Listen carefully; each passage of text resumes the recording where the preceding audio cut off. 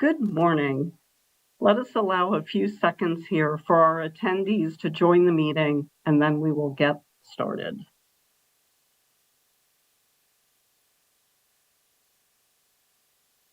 Good morning and welcome to the May 7th, 2026 Federal Freedom of Information Act Advisory Committee meeting. I'm Kirsten Mitchell, this committee's designated federal officer. Please note that this meeting is a virtual meeting that is being recorded and streamed on the National Archives YouTube channel.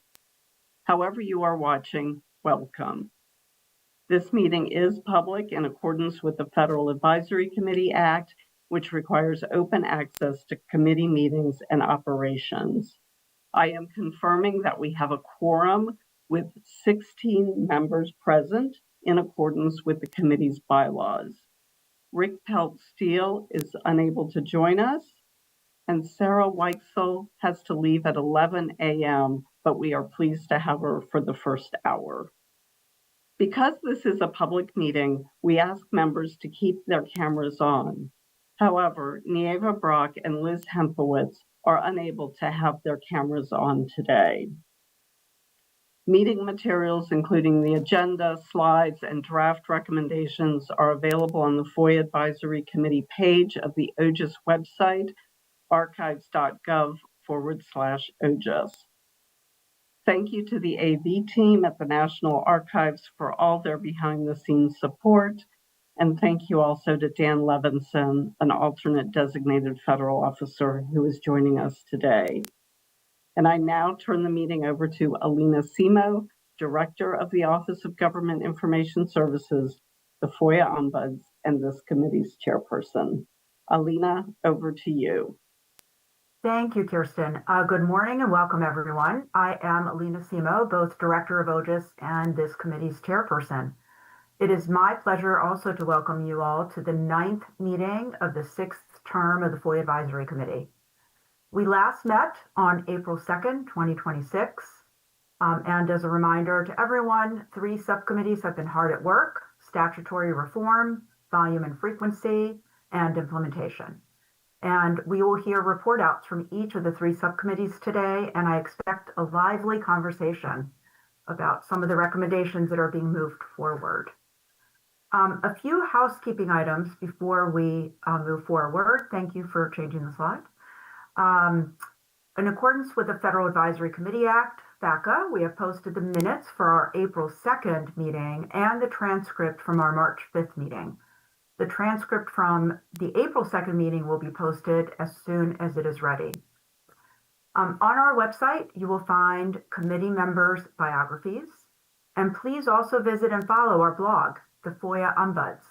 Our latest post has details about the nominations process for the 2026 to 2028 FOIA Advisory Committee term.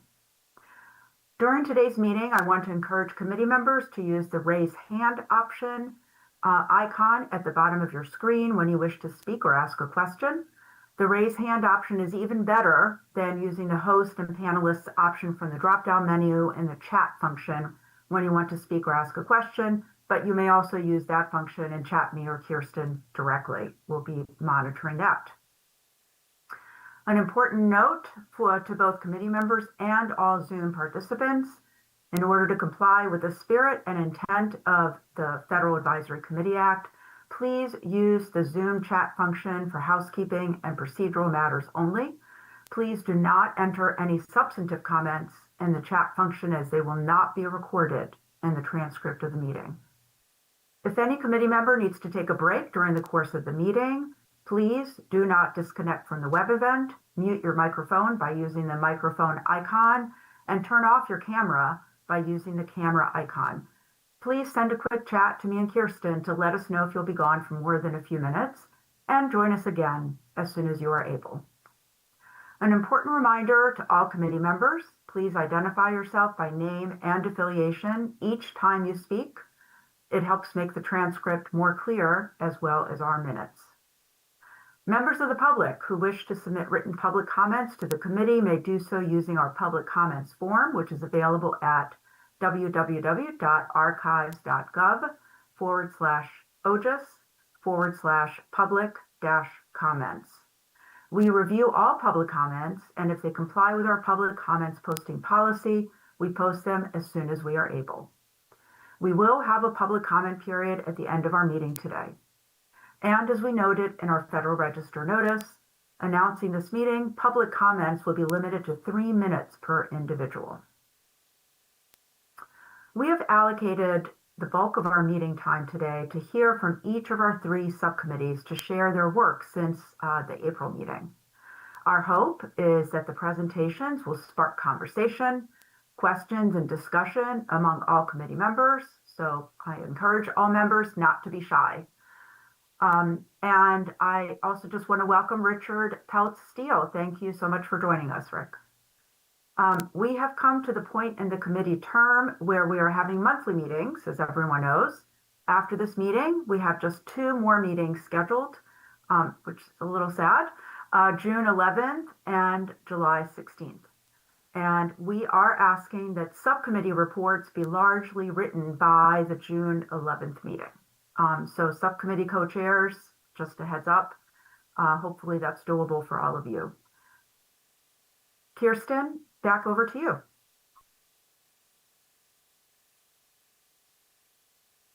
Great, thank you, Alina.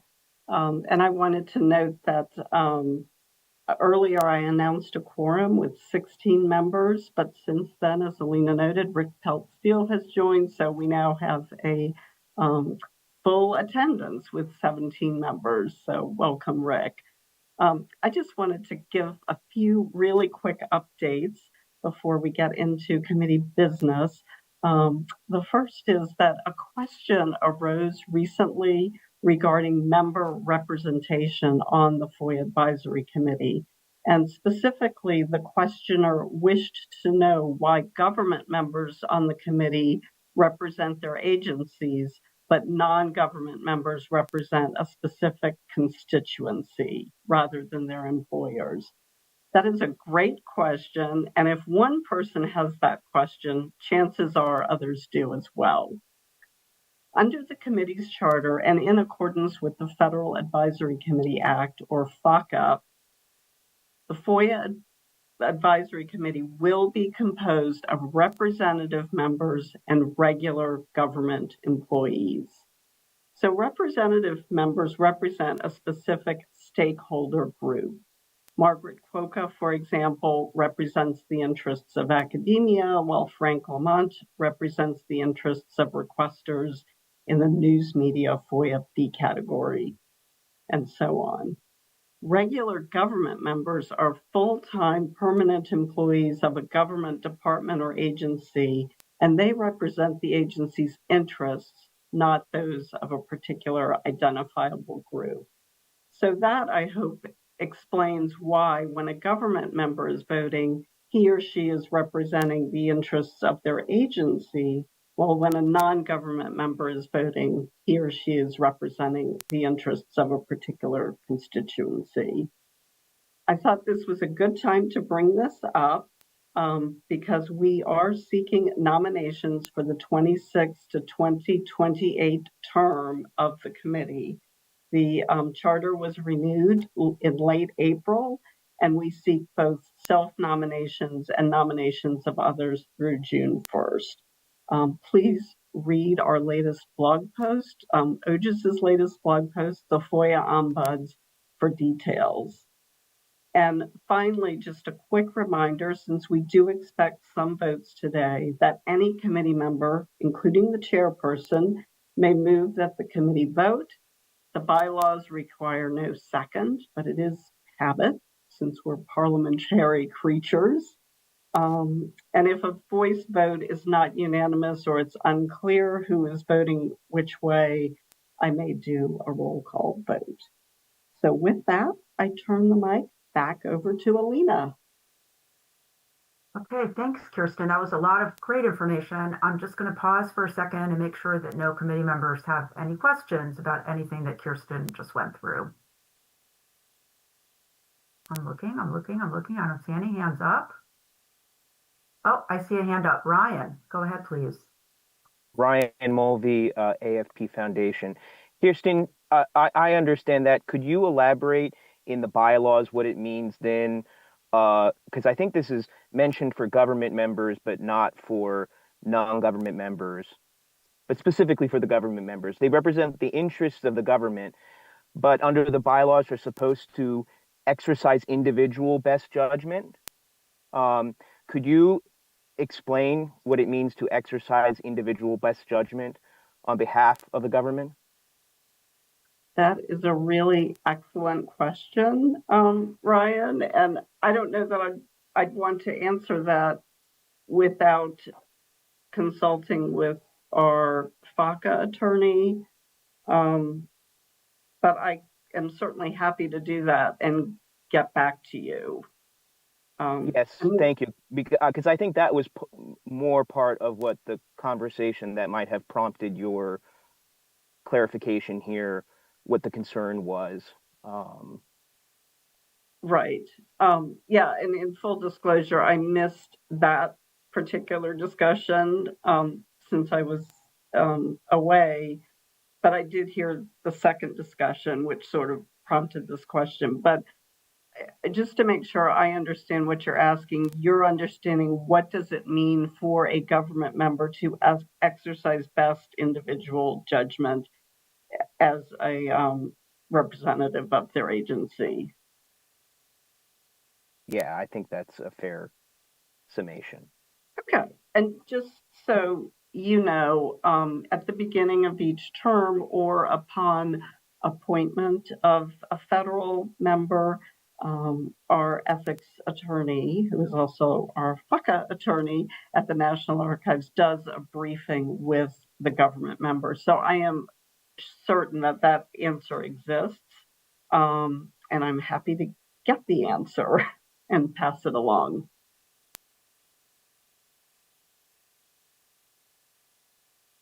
All right, thanks, Ryan. We'll report back at the next committee meeting. Any other questions about this topic before we move into the heart of our meeting? All right, I'm looking, I don't see any hands. Margaret has a hand up. Oh, I'm sorry, Margaret. It was a very faint hand. Margaret, go ahead, please. Margaret Cuoco, Ohio State. I shared Ryan's question. So I want to re-up that also, partly because, I think I think it would just be helpful for all of us to understand, that like it doesn't necessarily mean an agency has voted for something, right? That an individual person representing an agency's interests has voted for something.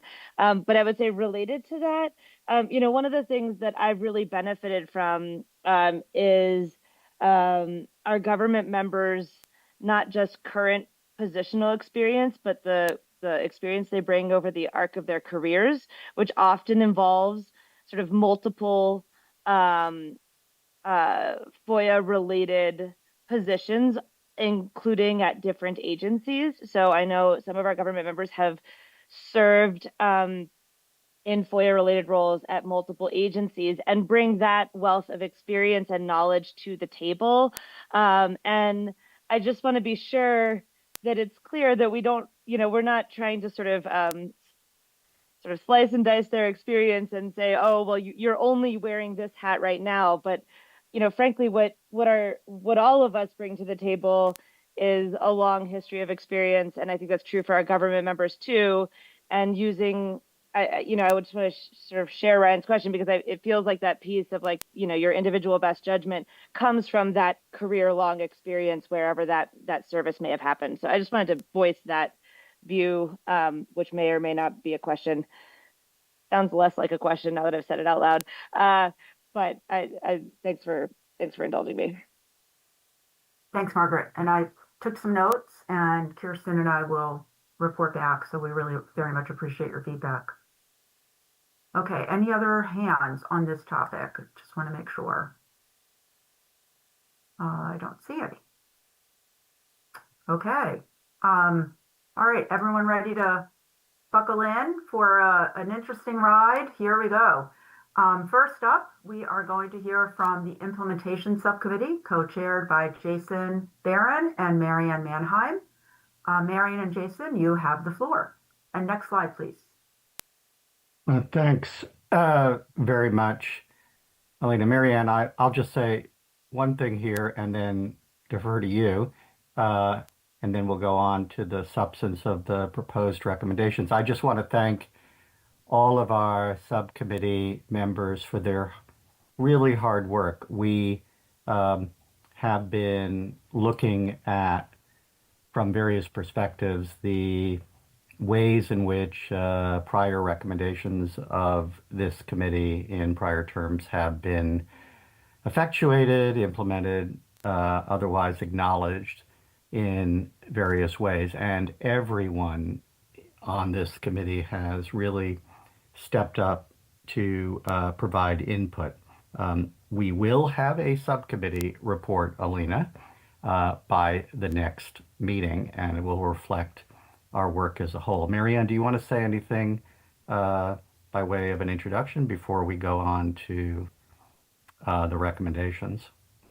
No, I just want to echo what you said. I mean, just from the way the subcommittee have done all this work and worked with so many great FOIA people to come up with data that we could really use to move this along, to get to these recommendations is quite impressive. And everyone has really worked amazingly together to kind of go back through the last year and a half to pull it all together as much as we can. So I really appreciate it. With that, I'm going to turn this over to Deborah and Shelley and anyone else who wishes to talk, and we'll have a discussion here of our proposals. Okay, thank you, Jason and Marianne. Good morning. I'm Deborah Moore, Department of Education. This morning, the members of the Variables Analysis Working Group are presenting 3 draft recommendations that stem from our focus group findings and are supplemented by the additional efforts of the Implementation Subcommittee. We're presenting them today for initial discussion so that we can gather the feedback. But our aim is to present a refined recommendations and written explanatory justification for them in the June meeting that will benefit from what we hear today. Deborah, I'm sorry to interrupt you. Should we go to the next slide? Sure. Okay. Okay. Yeah. Thank you. That's excellent segue. Because we're going to walk you through today. Shelley, Sarah, and I are each going to walk you through one of the 3 recommendations, and then after we've gone through all 3, this is the first one I'll do. Then we'll take in, your thoughts, your questions, your feedback. So I'm presenting this one, which is our recommendation for the establishment of a FOIA professionals collaboration network.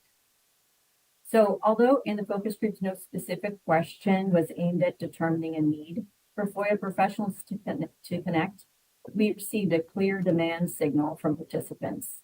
The concept emerged organically in every focus group. Some of the evidence for this desire for greater connection, camaraderie, and best practice sharing includes the following. Focus group participants spontaneously connected during the groups. They shared contact information and advice, and they made plans for future collaboration during focus group sessions. Some focus group participants asked us if the focus groups could be continued after the single session that they were participating in. Despite the timing of the recruitment, all of our recruitment and all the focus group themselves happened during a difficult time in the federal government where workers were contending with staffing cuts, shifting responsibilities, a government shutdown. Despite all that, the call to participate in focus groups received a very strong response, with participation rates exceeding our expectations. So that fact itself speaks volumes about the desire of FOIA professionals to connect.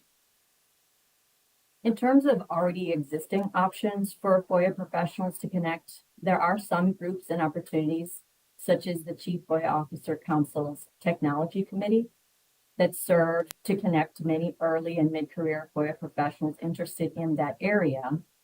But those focus groups those groups focus on particular areas of particular topics for discussion. We still believe there remains a need for a broader, inclusive group or system that reaches across all professional levels and interest areas with the goal of increasing connection and collaboration. Given its cross-agency collaboration focus, the Chief FOIA Officer Council Committee on Cross-Agency Collaboration Innovation, known as COCACI, is well situated to serve as a central organizing body for the effort. However, to reduce burden on COCACI members, and because trust and mutual support often flourish more easily in smaller groups, we're recommending that COCACI's role be to build a network that enables smaller groups of FOIA professionals to form and connect. So as opposed to overseeing or attending meetings, COCACI's role would be to coordinate membership in these small self-governing groups. In initial discussion with COCACI co-chairs, I learned that COCACI is not only receptive to this idea, they'd already been considering how better to connect FOIA professionals and were exploring different options. They were eager to hear from us what best practices we could share from our experiences connecting FOIA professionals in the focus groups. However, regardless of whatever organization implements this process for connecting FOIA professionals, we believe the guiding principles behind its design should be simplicity, flexibility, and transferability to maximize the potential for its maintenance and continuation. Improving cross-agency collaboration, connection, and communication ultimately will lead to increased FOIA Advisory Committee recommendation adaptation, as FOIA professionals facing similar barriers to implementation will share information on successful strategies for overcoming. So that is the first recommendation, and thanks for listening. I'm going to pass it over to Sarah for the next one. Thank you, Deborah. Our second recommendation that we have here is, of course, also from our focus groups, which showed that increasing agency awareness of FOIA Advisory Committee recommendations is arguably the single most important thing that we can do to increase implementation of them. Increasing agency awareness of recommendations has largely fallen to the Office of Government Information Services, which does not have the means or comprehensive reach to ensure that all federal agencies are fully aware of advisory committee recommendations. In response to the advisory committee's recommendation 2024-14, the Department of Justice's OIP included in the FY 2024 Chief FOIA Officer Report a question asking agencies to indicate the status of their implementation of FOIA Advisory Committee recommendations. Now, although the question was not included in the FY 2025 report, its inclusion in FY 2024 yielded very useful information and demonstrated that agencies were not overburdened by the requirement to provide this information and actively made agency FOIA professionals more aware of committee recommendations. During our focus groups, most participants stated that they were not aware of FOIA Advisory Committee recommendations, and they did not make changes within their agencies because of the committee.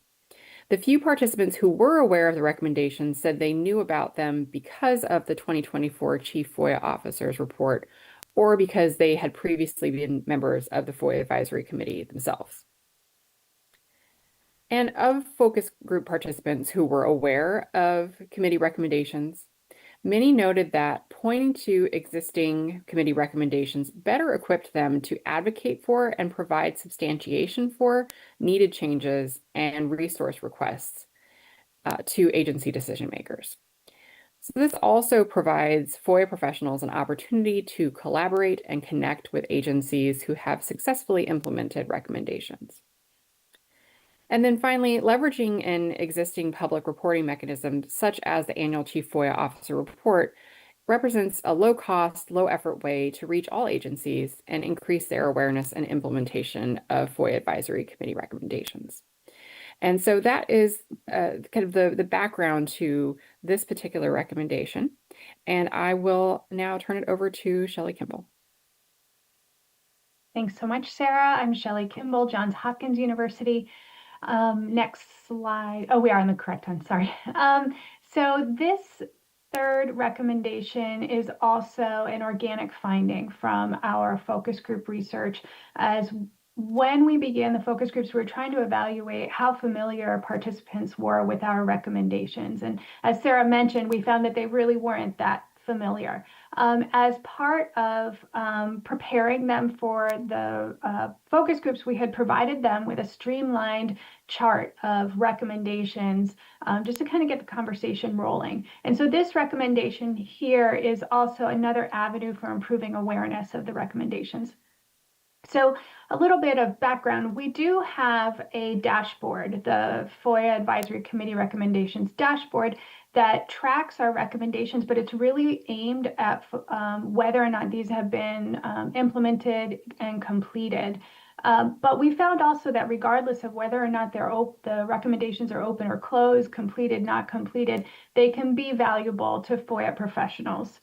So the focus group participants in these conversations, they said they had difficulty searching for actionable recommendations on this dashboard. And so when we gave them that smaller chart that really focused on what agencies can do, which recommendations were aimed specifically at agency implementation, they said that it was really more effective for them. It made it seem more applicable.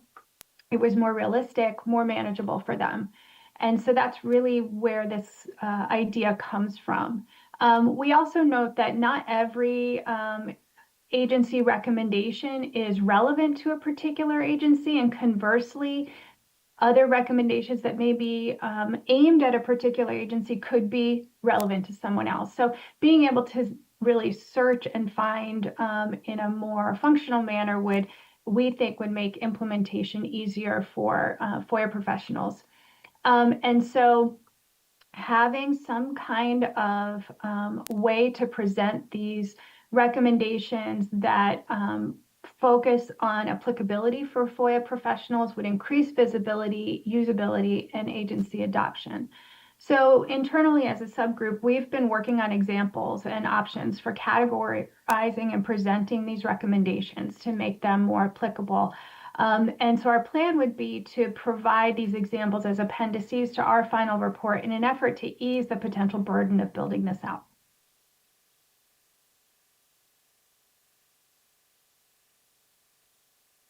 Hey, thanks, everybody. I would like to, it's Jason Barron. I'd like to suggest that we go back to the first of the three and just so we have just sort of order here. And if there are questions to any of us, please raise them for this one, for the first recommendation, and then we'll go through it.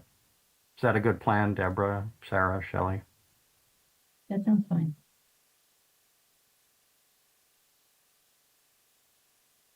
And Jason, this is Alina Simo. Just wanted to intercede and just ensure that these are proposed recommendations. We're not voting on them today, correct? We're just soliciting committee feedback and questions and discussion, correct? That's correct. Okay, thanks.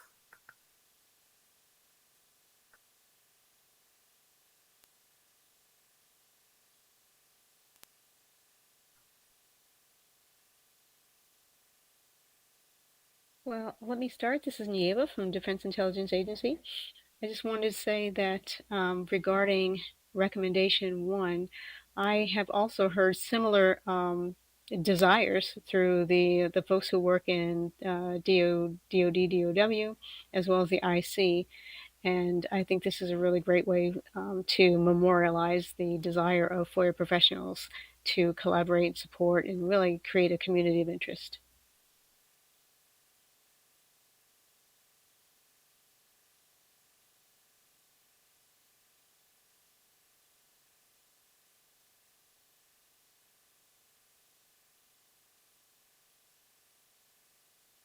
Did everyone have coffee this morning? Just making sure. Okay. Oh, Margaret, go ahead, please. Margaret Colco, Ohio State. I just want to say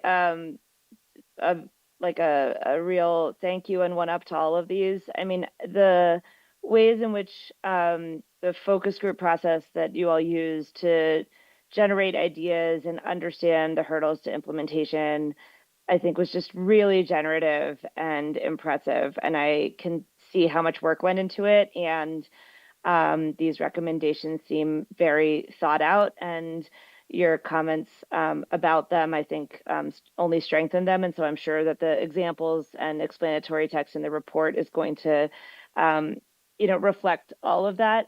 My only question is why we can't vote today. So I don't know, maybe that's directed to Jason. Like it seems like you have reached sort of the point of which you have these, I mean, if there are concerns about them and we have discussion and we need further reform and send them back, sure. But with 3 meetings left, I would say these feel very developed. And I just wanted to hear from the committee about whether they feel they're not ready for vote or whether they're simply concerned that there might be committee feedback that would require additional changes, in which case, obviously we could send them back, but I would favor, reaching finality if we're able to on whatever we're able to today, because I know there's plenty of work left to do in the remaining 2 meetings. I'm going to take a co-chair's privilege, Deborah, in responding. Margaret, I really appreciate, and I'm sure everyone on the committee appreciates your positive take on the effort. And I 100% agree that the Barriers Working Group has done just tremendous work. The fact is that we were poised to provide commentary on these recommendations, but we ended up deciding not to place commentary with the recommendations for today because of some issues to still work out. And in my experience on this committee, I think it's appropriate for the committee as a whole to see the commentary that goes with recommendations so that there's a comfort level that there's really nothing in the combined product that would raise any questions. As you all will find out, I have some questions about commentary with the recommendations for other groups. And so I just think procedurally, it's correct to not force a vote simply on the recommendation language itself without context. But now, Deborah, I have... Thanks for that. I appreciate that, Jason. That's helpful. Deborah. Hi, this is Deborah from Department of Education. First of all, let me apologize. I don't know why my screen is suddenly black, but I'm still here. Yeah, Jason's right. Originally, the explanatory language we were thinking about including, but we weren't ready with that. It wasn't as tight as we wanted it to be. And I'm fine with us voting without it, but I also I understand the need to have it all together. The other benefit I think there is to not voting today is we can hear the commentary and the questions and everything everyone brings forward, and that might end up tweaking the language a little bit. So I think it's a good thing to benefit from today's meeting, and then we'll be ready in June.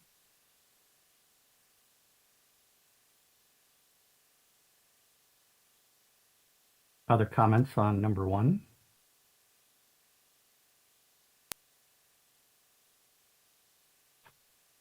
Okay, everyone's free to comment as we go along. Why don't we go to the next one?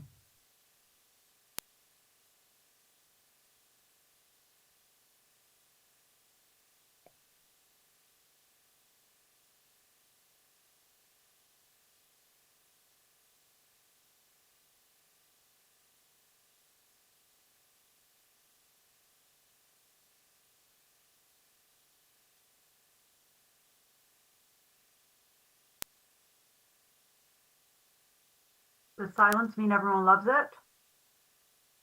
Okay, I'm seeing some nods. Is Sean here today? Sean is here. Come on. Sean, my understanding, hi, was that you were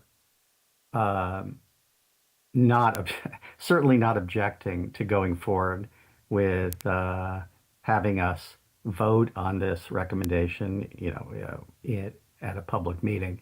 I don't know I don't mean to put you on the spot. I mean, I'm very much in favor of the reporting out of what we're doing. And, in general, I'm in favor of OIP highlighting the work of this committee in various other ways, because I think we do a lot of good work here with the 70 plus recommendations that, as of this term, will be in existence. So anyway, if you have anything to say, because this is directed at OIP, I'd certainly appreciate it. Yeah, sure. Sean Linden from OIP. So my understanding is this question was on the report. It was then taken off. That occurred prior to me being in this role. So I'm not sure what the impetus was behind that. It's something that we're looking into as to why that was taken off. At this point, OIP has no position on this because I just don't know what the impetus behind taking it off was.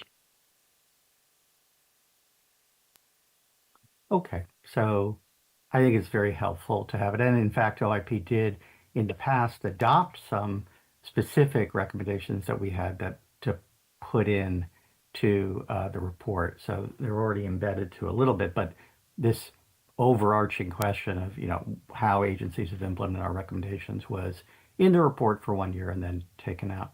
So Marianne, go ahead. Hi, Marianne Manheim, NIH, and co-chair on this committee. One thing I will just add to this is this doesn't necessarily mean bringing back the question. It means possibly a different format to that, does it not? Because it could be more thorough to go through all of the recommendations. Is it something more specific, like just bringing back the question? Because I think we might need clarity on that as well.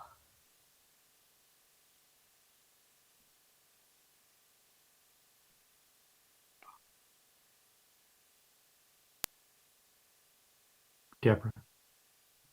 Well, my thinking is that the recommendation itself should be open enough so that there's room for OIP, if that's where this ends up, to have the flexibility to put it in as the question it was before, or perhaps they have a different format. At one point, the subcommittee had discussed the possibility of having some sort of a response sheet so that agencies could indicate clearly which ones they had implemented or something like that. And that would, in my mind, that's for OIP to determine how they want to proceed. My position is that I don't think the recommendation should be as prescriptive as spelling out what it needs to look like.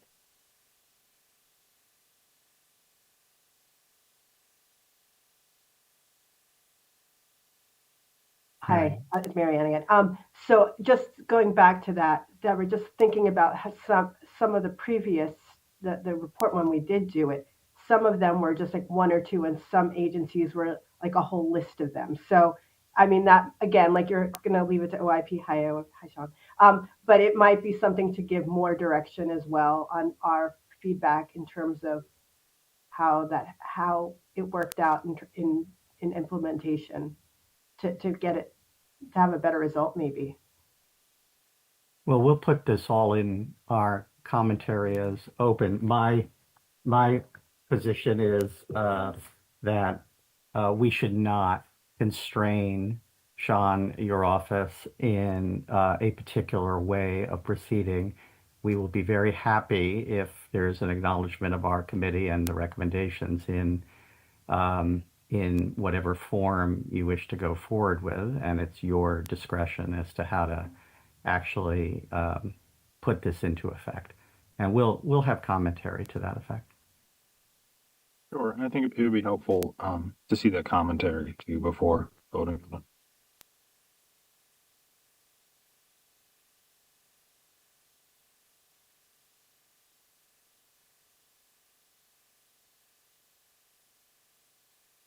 Okay.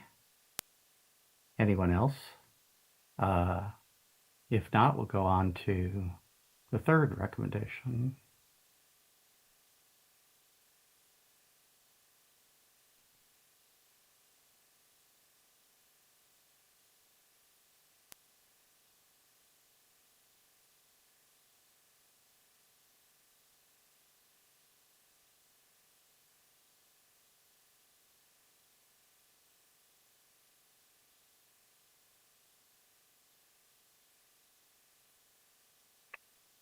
Neva.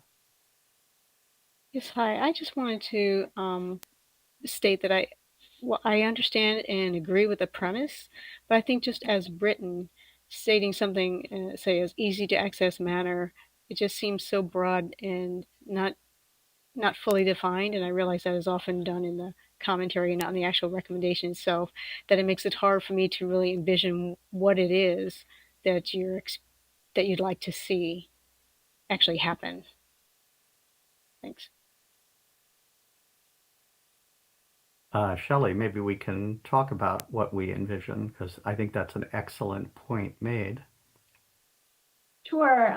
So this is actually something that among our committee, we've worked pretty hard on all the ways that we could sort of reorganize it. And primarily, we have been building kind of charts. We've envisioned perhaps a page on the website, perhaps blog posts that sort of parse these out a little bit more. There are a lot of possibilities, but foundationally, we plan to provide first the example that we used for our focus groups, which was a pretty simple list categorized by function.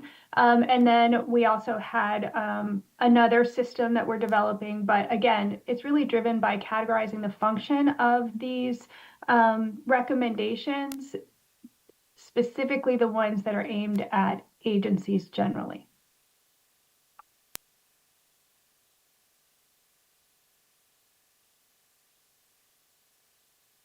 Well, thank you.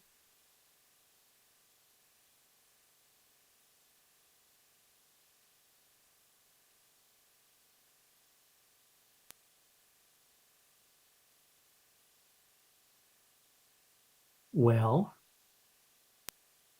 Deborah, Shelley, Sarah, thank you so much for the presentations. I don't see any other hands going up, and so we will continue to work on the commentaries and present this as part of our subcommittee report. And so we'll go back to Alina.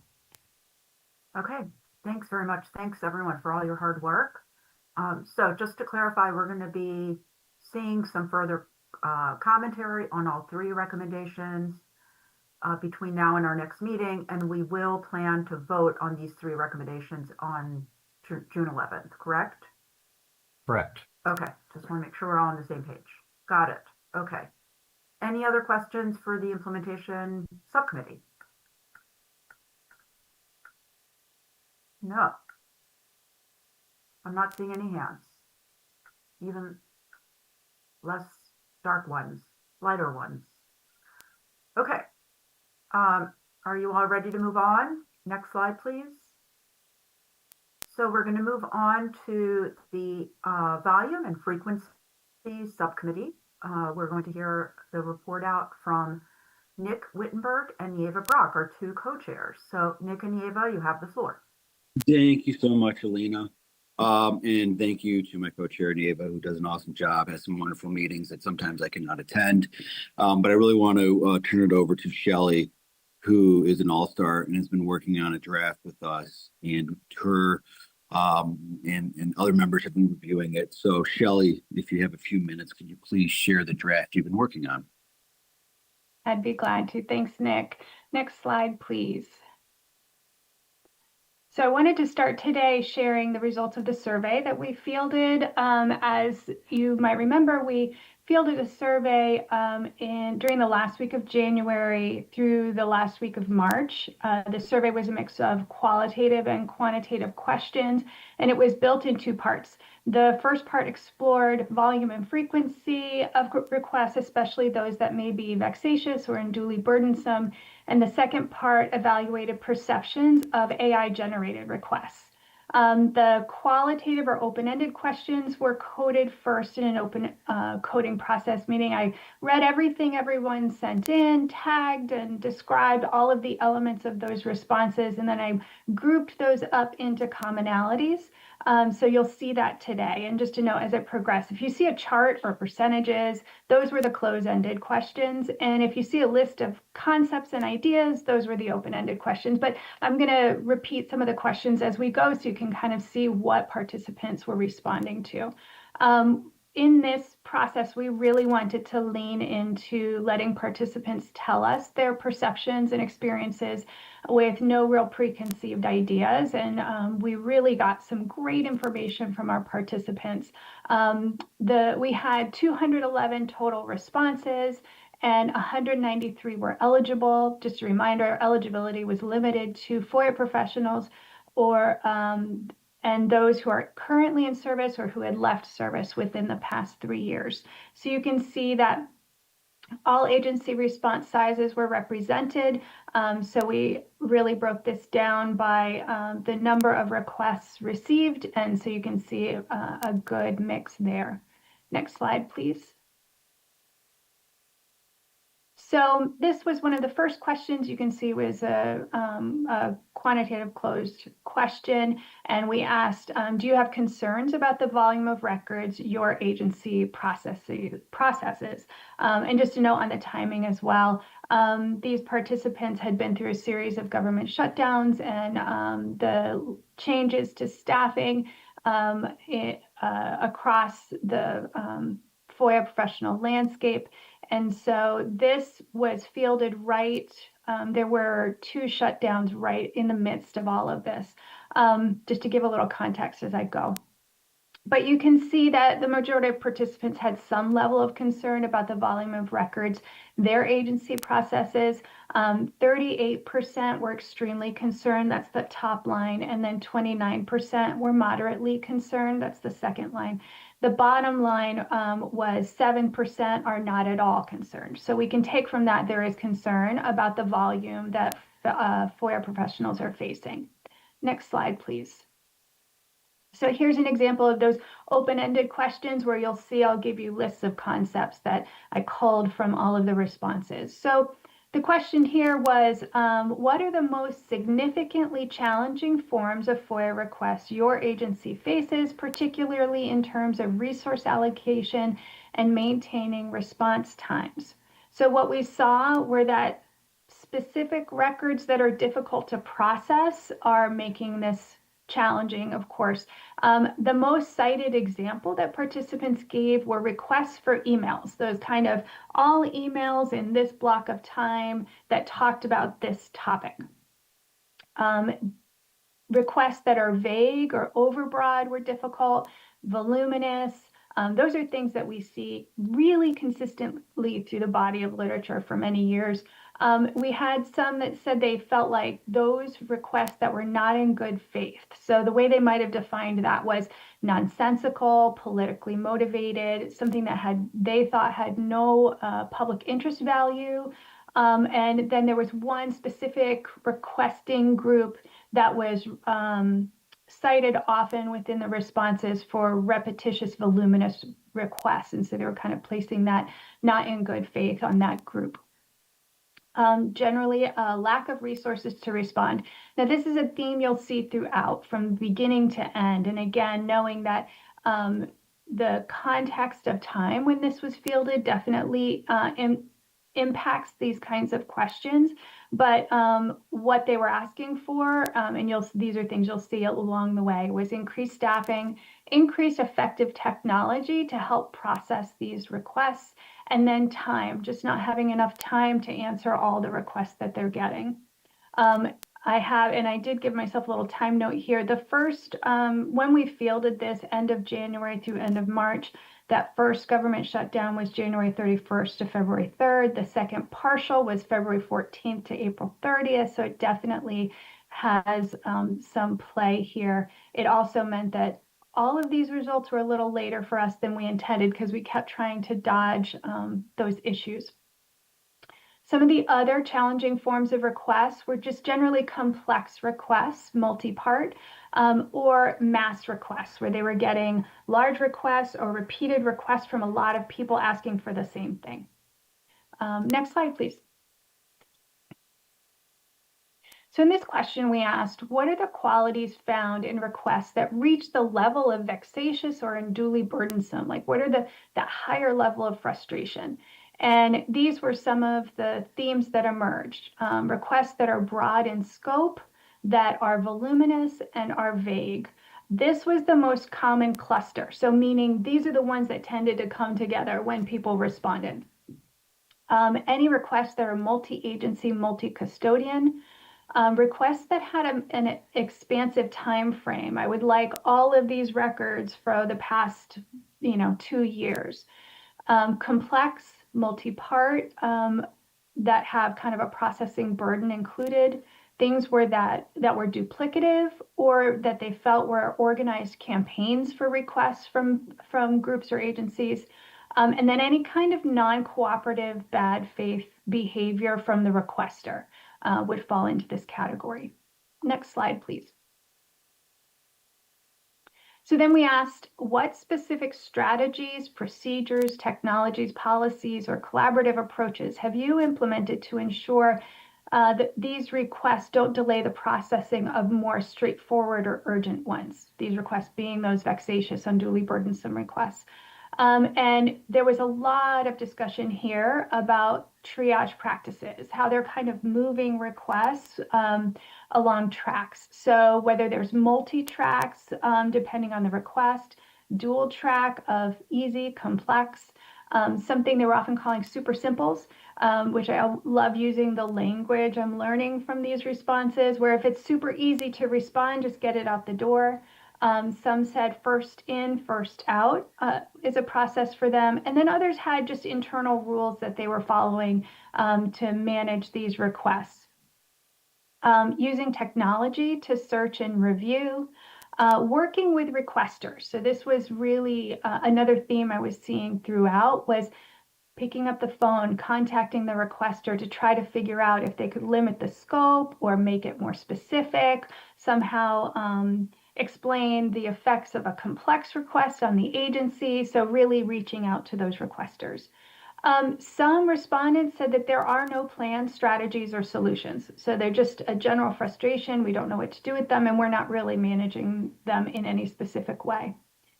And then the last one here was staffing management. So that would be things like bringing in contractors or sending requests to certain experts within the agency to respond to.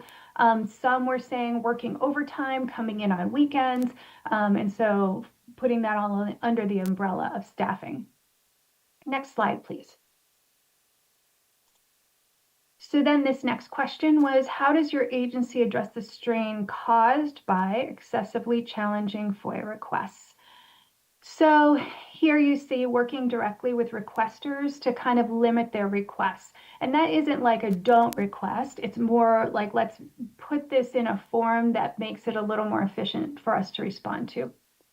Some of the successful strategies they shared was, they say they're just doing the best they can with what they have, hiring more staff or contractors, strategizing with other offices. So sometimes in these results, we're seeing an alignment with the focus group results. So connecting up with other FOIA professionals to talk about best practices. And having leadership that is supportive and realistic. This is another theme that I was seeing throughout, was sort of the internal culture of the agency supporting the FOIA process. The next one was really, I see this as just sort of a symptom of frustration, just saying they let it all fall into the backlog. Like they just feel like they can't keep up, and so it's just going to slide right into that backlog. The next theme was internal streamlining, so aggregating when allowable, using precise search terms, perfected requests, and proactive disclosure as ways to kind of streamline the process. Again, here we had a theme of no strategies, like we don't have a good process in place here. And throughout, I was seeing that even though we were asking this question of how do you address the strain, they were responding back saying what we need to address the strain is. So needing resources, staffing, time, that kind of thing. Again, triage and tracking. There were stories here about how staff was struggling, and so it was common enough to rise up to a theme here, just how it feels to respond to these requests when so much is going on. And then those expressing a frustration with lack of leadership or support within our agencies. Over in the focus group project, we were seeing some of this too, in the fact that FOIA wasn't perceived as being mission critical, or that leadership didn't really understand this process. And so that was showing up here too, under limited understanding of how and why the backlogs are there and building, and what it would take to clear them away. So I think that's a good segue to the next slide. These are going to be suggested solutions for unduly burdensome requests. So asking what you think, or what the participants thought would be great solutions. And so you can see just visually, we got a lot of ideas. Having better technology, things like being able to automate review, manage work product, processing, and release. Some kind of tech to filter and or block. And some of the examples of what they wanted to filter and block were duplicates, things that are AI generated, things that are unduly burdensome. There were a lot of calls to update the FOIA statute itself, modernizing it, limiting the kinds of requests that can be submitted, vague, burdensome, repeated as examples, clarify and define elements, especially this idea of unduly burdensome. Training and guidance for requesters, helping them learn to narrow the scope, understanding the effects of burdensome requests, and asking them to be specific in their requests. Some asked for or suggested increased fee usage. So charging more for complicated, voluminous requests, charging a nominal fee to submit a request so that it would kind of push back on the repeated, many requests in a short amount of time. Here, increasing staffing, providing official guidance, clarifying standards, developing definitions, standardizing responses, and then here again, leadership support for all these processes. They suggested augmenting internal processes, isolating requests in the process, finding a more organized records management system, and then rolling production of these requests and responses. And then there were some punitive suggestions, banning unduly burdensome, vexatious requests, fining those who submit them, and then denying them outright. So next slide, and I'll move into what we learned about AI-generated requests. So this slide, it's a little hard to see, so I'll explain by color here. The yeses to the question was, have you received requests that have been AI generated? The yeses are the blue, and that was 46%. I don't know was orange, 50%, just not sure if they're AI generated, and then 4% saying no. We purposely put the I don't know in here because we know that it can be difficult to figure out what they are, and we also wanted to have an understanding of sort of the level of recognition. And one thing to note about the way we built this survey was, at this juncture, if someone said no, they had not received AI generated requests, or they didn't know if they had received them, they didn't get questioned the following questions about these AI generated requests. So these questions that follow that I'm going to explain here come from a smaller pool, but they're very specific because these are the people who said that they have received AI generated requests. So next slide, please. So if they said, yes, I have received AI generated requests, we said, what percentage of these requests do you believe or perceive to be AI generated? And the highest grouping was 10% or fewer. So they're saying there are not a ton of them. No one really went above that 75% line you see at the top. So still, our participants are telling us it's the minority of requests that are AI, they perceive to be AI generated. Next slide, please. So this is when we've talked about quite a bit within our group, well, how do they know if it's AI generated? And so some of the things that indicators for FOIA professionals on whether or not these requests are generated by AI, language indicators, things like identical language or wording, jargon, formality. Some of them are overly complex, where it's sort of throwing so much in the kitchen sink into the request that doesn't need to be there. Some said the speed and timing of receiving these requests, knowing that, overnight they're receiving so many requests, or in a tiny amount of time, a ton of requests from the same requester. The format of the request, that the same process in filling the request is explained, or having a lack of specificity in the request itself. Some said requesters' reputations, that they know requesters who are using AI, and some said it's specifically the records being requested are what's indicating to them that these are AI generated. Interestingly, among the participants, one person said that they ran the request through an AI detection software and it came back as AI generated. And another one, the requester outrightly said, oh, it's AI generated.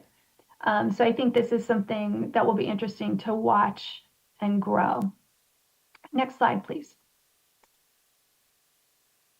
So the next question we had for them was, how would you prefer to manage AI-generated requests? What strategies or policies would you like to see in place? And so here, these ran the gamut from banning them completely, using technology to screen them out and get rid of them completely. Some said using technology like CAPTCHA to make sure that there's a person involved.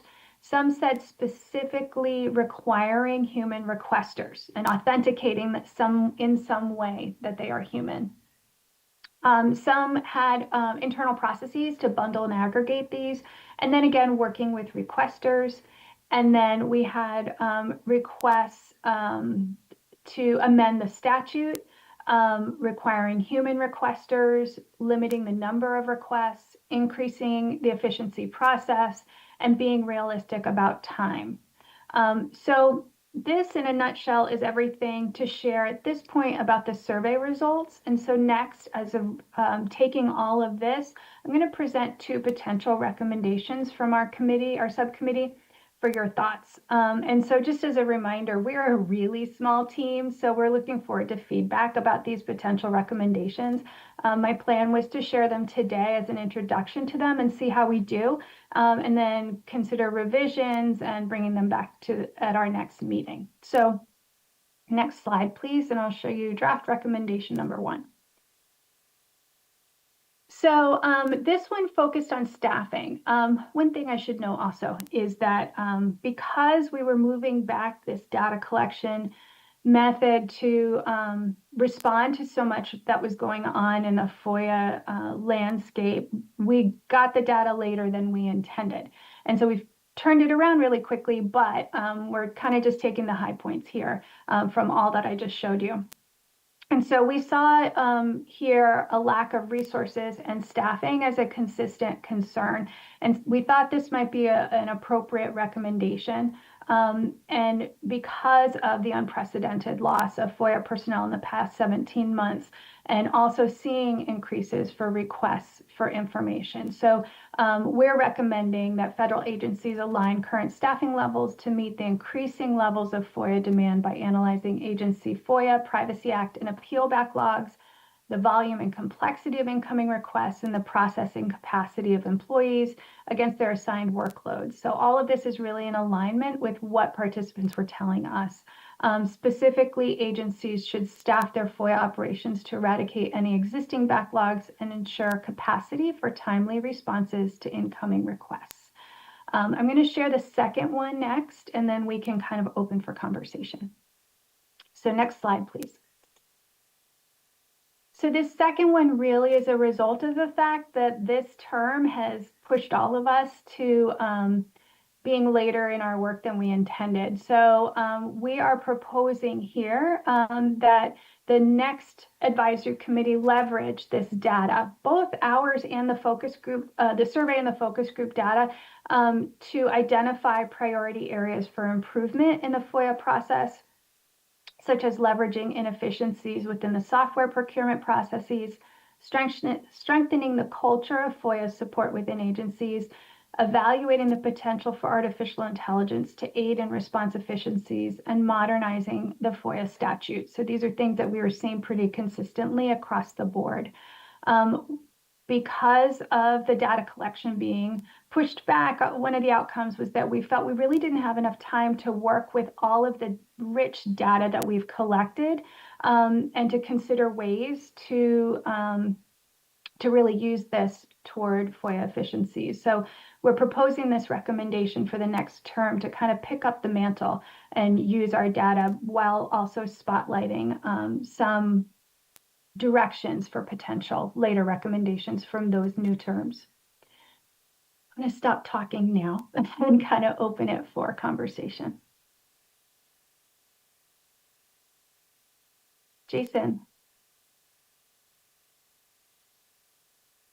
Jason Barron, University of Maryland. Can you go back to the first recommendation?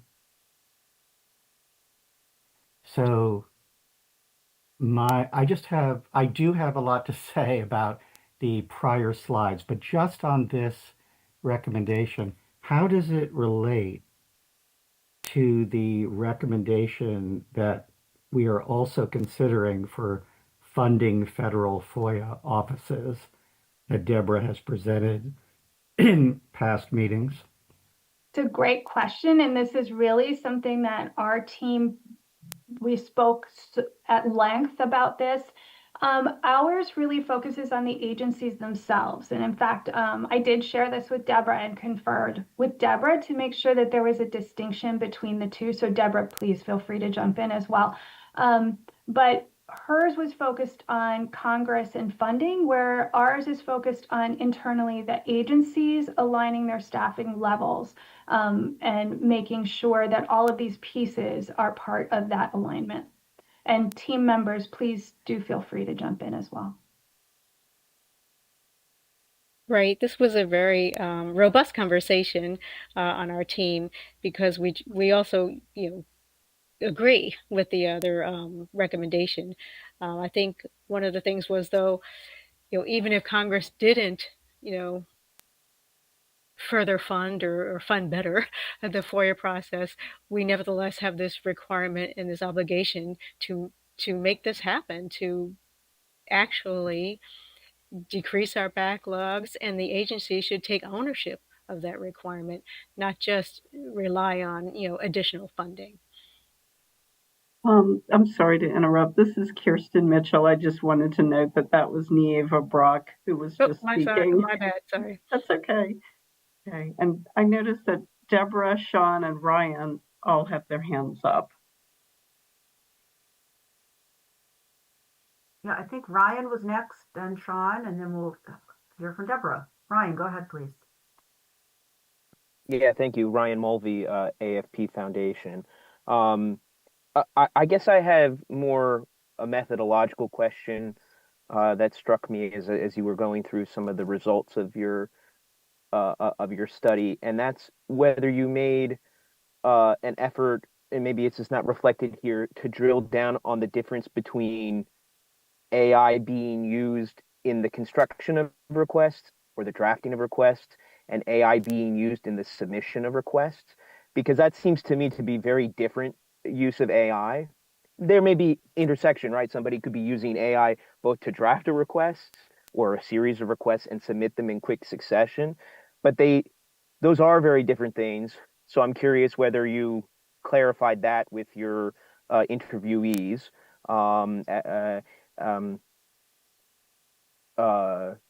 Well, yeah, because then the solutions, right, and the problems that might be presented, it frames the conversation a lot differently depending on what exactly you mean by AI being used here.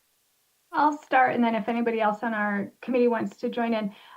When we developed the questions, we really kept it relatively vague on AI generated, because we wanted to hear what they thought it was, how they were defining it, how they perceived it, and their experiences with it. And so we really wanted to know the full gamut of what that means to a FOIA professional. And I'll just jump in here, Shelley. I think, Ryan, that's a great question, because what you just mentioned, that could even include, not using certain programs that could have spell check. So I think that's the nice thing about Shelley's survey. It was kind of open, but then I think we had some good discussion on a previous committee meeting about where we want to kind of take this, but then how do we ensure that our professionals are being able to dig through and reply to the most? But thanks, Ryan, for that point. That was Nick Wittenberg. Thank you. Sorry.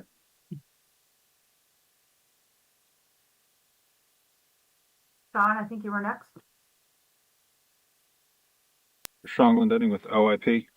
So on the findings and the recommendations that you made through this, it looks like a very extensive survey.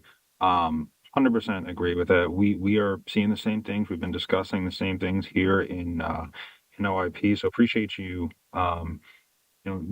getting that data, pulling together that information. We're looking at exactly the same things, right? How do we address these issues? Because I think a lot of FOIA shops are seeing them. So just want to echo your findings. Tell you we're fully behind that. We agree. And then on draft recommendation number 1, I think OIP is, just like every federal agency, we're always in favor of getting more staffing, more money, just like every single office, right? And then it just kind of raises the question: do we spend that additional budget on staffing or on better technology?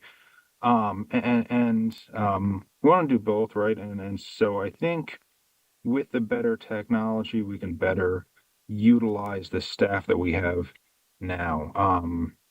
Always tough to convince Congress to get more money to fund FOIA staff, but if we can use that staff better through better technology, and I think it's kind of a twofold approach. So I think the recommendation is good, but just keeping in mind the hope is that the tech gives us more efficient staff than we have now to get through some of these backlogs. Thanks. All right. Thanks, Sean. Deborah, you have your hand raised. Education. Just want to echo what Shelley said regarding the difference between the two, that both seem to be about funding, but really are happening at different points. But both of those points are really necessary for the outcome as we want it to happen. So both Congress and agencies need to be encouraged to do this. I also wanted to highlight that this wouldn't be the first time that there's two adjacent advisory committee recommendations. We see that very often where the same issue is echoed, and I think that just adds to the demand signal that this needs to be addressed. So I'm in support of both of them. I did have one really small question for you, Shelley, that one thing I didn't understand, and again, it's a small thing, but like back on slide 16, you have that point, isolate requests in process, and I wasn't sure exactly what that meant or what that was talking about. So I don't know if you have more detail on that. Yeah, so thanks for that question, and thanks for also your comment on the adjacent requests and demand signal. Isolating the requests in process where they would hold the certain unduly burdensome requests, like isolate them in some way while they're responding to them. So it was sort of putting them in a holding pattern. Okay, got it. That makes sense. Thank you. Sure, thanks.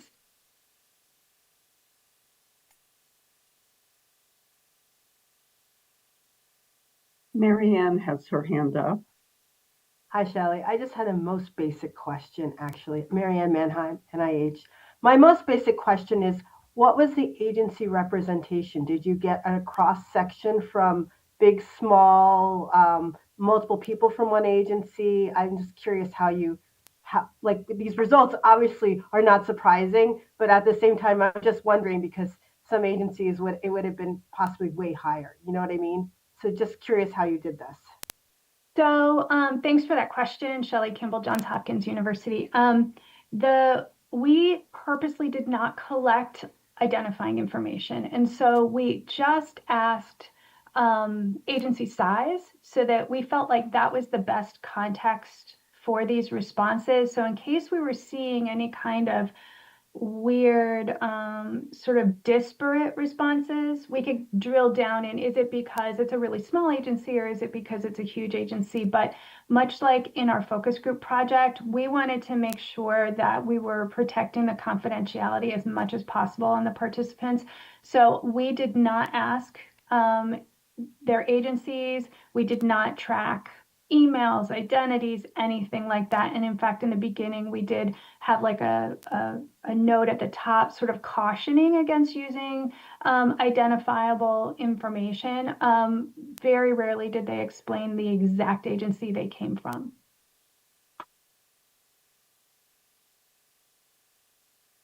Thanks, Shelley. Jason, Aaron, go ahead, please. Jason Barron, University of Maryland. A lot of good work has been done here. I have no issue with the recommendations themselves. I want to make, I think, 3 points. The first thing is that when drafting commentary on this, I really would ask that the subcommittee go back to look at recommendations from the last term, 2 of which seem to be very applicable. The first is 2024-02. OIP should issue guidance encouraging agencies to proactively offer requesters the opportunity to discuss their request with an agency representative. I'm fully aware that there was a discussion last term about the resources that agencies can devote to this, but if you put in a initial acknowledgement letter or otherwise an opportunity that the agency is offering to have requesters talk to representatives, then you could narrow or clarify requests routinely, or at least give them the option of doing so. Another recommendation that seems applicable is 2024-03.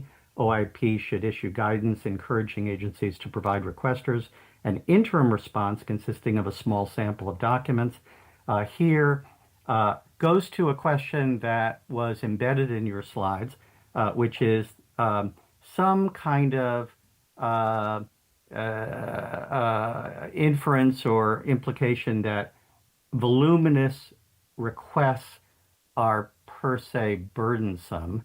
And in a world of capstone email archives where agencies have literally millions of emails, some tens of millions, and in the future, hundreds of millions, it will be necessarily the fact that many requests will be voluminous in terms of the number of hits, if you're using keywords or if you're using some more advanced technology, the number of potentially putatively responsive documents. I don't consider that to be a vexatious request. There will be many well-meaning requests that necessitate searches across very large repositories of electronic records, and there'll be a need, in my mind, to have an agency engage with a requester, and you can do so through a sampling process where you review 100 documents rather than 100,000 hits. So I would recommend really that there's a reference back to at least those 2 recommendations. That is my first point and probably my second as well. Let me go on to AI.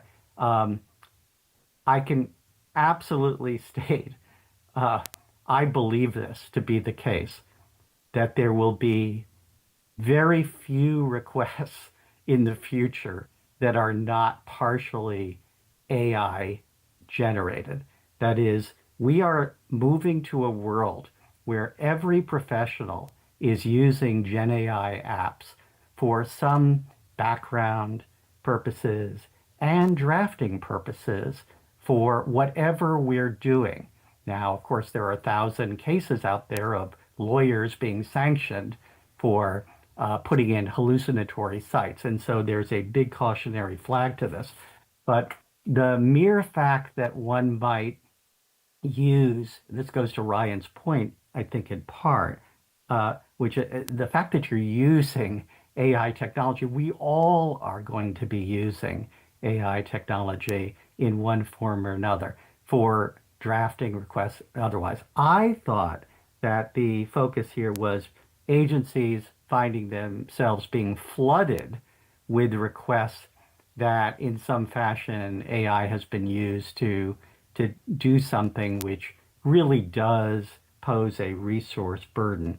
And so I'd like the committee to tease that out. I do have a third point, which is that pointing to the future, at least in terms of my writings and others, I see a future with AI being really important for agencies to use, to have, for example, a chatbot that talks to requesters to try to draft requests and limit them and clarify and facilitate transparency as to where an agency is in the process. I really support the second recommendation for a future term of this committee, looking at an agentic AI process that streamlines, takes human review only for the purposes of quality control, but allows AI, well-known AI software to help facilitate removing backlogs in the process.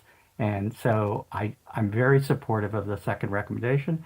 I just want you to all take into account some of these points that I've just made. Shelley, any rebuttal or feedback? So I am comments? feverishly taking notes. I appreciate the references to the previous recommendations. To me, it was sort of points back to our implementation group recommendation of finding these and making sure that they are they're used well. And so I appreciate you giving me the numbers for them. The commentary will reflect some of the things that you have offered here. Thanks, Shelley. I see Nick's hand is up next, and then I believe I saw Ryan's. Am I wrong about that? Maybe someone put their hand down. Okay, go ahead, Nick.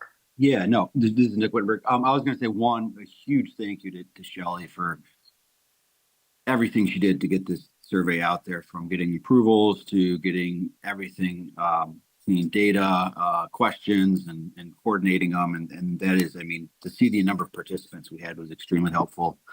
Also, like Jason's points about, since he was one of the architects of the capstone project, and how the future of now is of just data. It reminds me of the movie Sneakers, where data will be ruling. And so it kind of goes to a little bit further than what Sean was saying, is, and I would even add this is my commentary with our other kind of recommendations from our other subcommittees. How do we, one, hire in not such a siloed fashion, and same with our technology we have out there. So you may not be using a solution just for FOIA, but could also be for congressional request, because it could be the exact same information, the exact same email. It could be in a litigation, whether it's affirmative or in defense, and it could be something, potentially from Ryan and his group as well. So it's definitely one. I think this, with our other subcommittee work, points out, as Sean was saying, we need to hire good professionals, and well as equip our professionals with good technologies. But sometimes the solution for a question could be literally down the door at an office with somebody, a professional who's doing a different type of work. But I think Shelley's work really speaks volumes to what our community needs out there.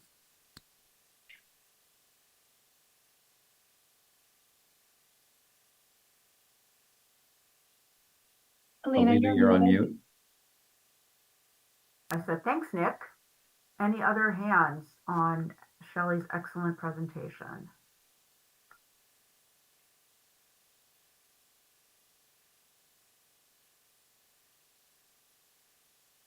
All right, Nick and Yev, I'm going to turn things back to you to wrap up. Yeah, no additional comments. Again, thanks Shelley for doing that, and looking forward to kind of moving this along to really have some solutions for folks. Nia, do you have any additional comments? Yes, thank you. Nieva Brock from Defense Intelligence Agency. I want to thank Shelley for this outstanding work and this great data collection. I mean, it's wonderful to have recommendations, but to have data on which to base our recommendations is just so outstanding. And we were, waiting for almost 2 years to get this. And thank you for your tenacity in getting it done for us.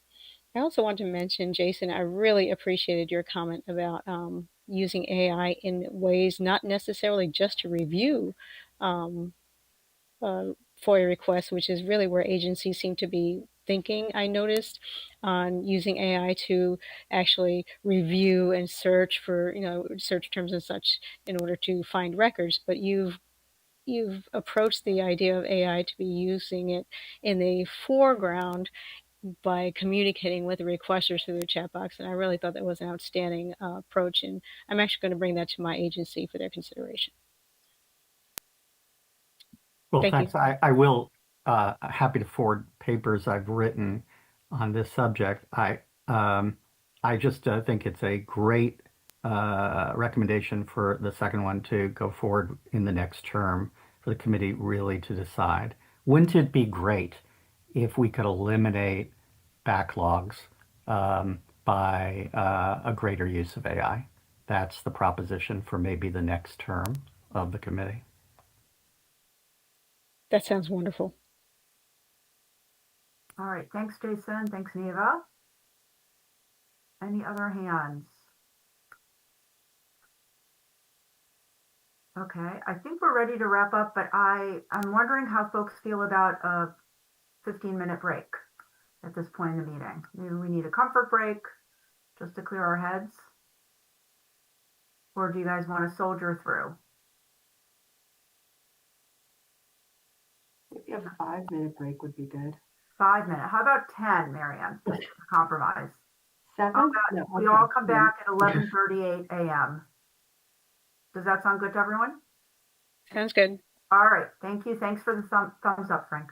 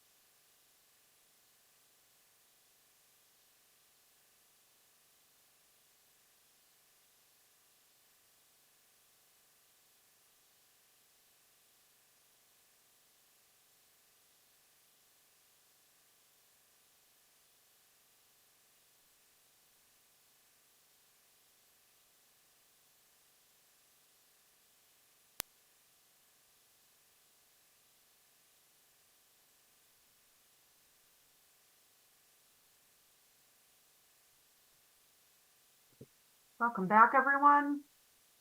We're going to give folks a couple more minutes to rejoin us. Almost everyone is back.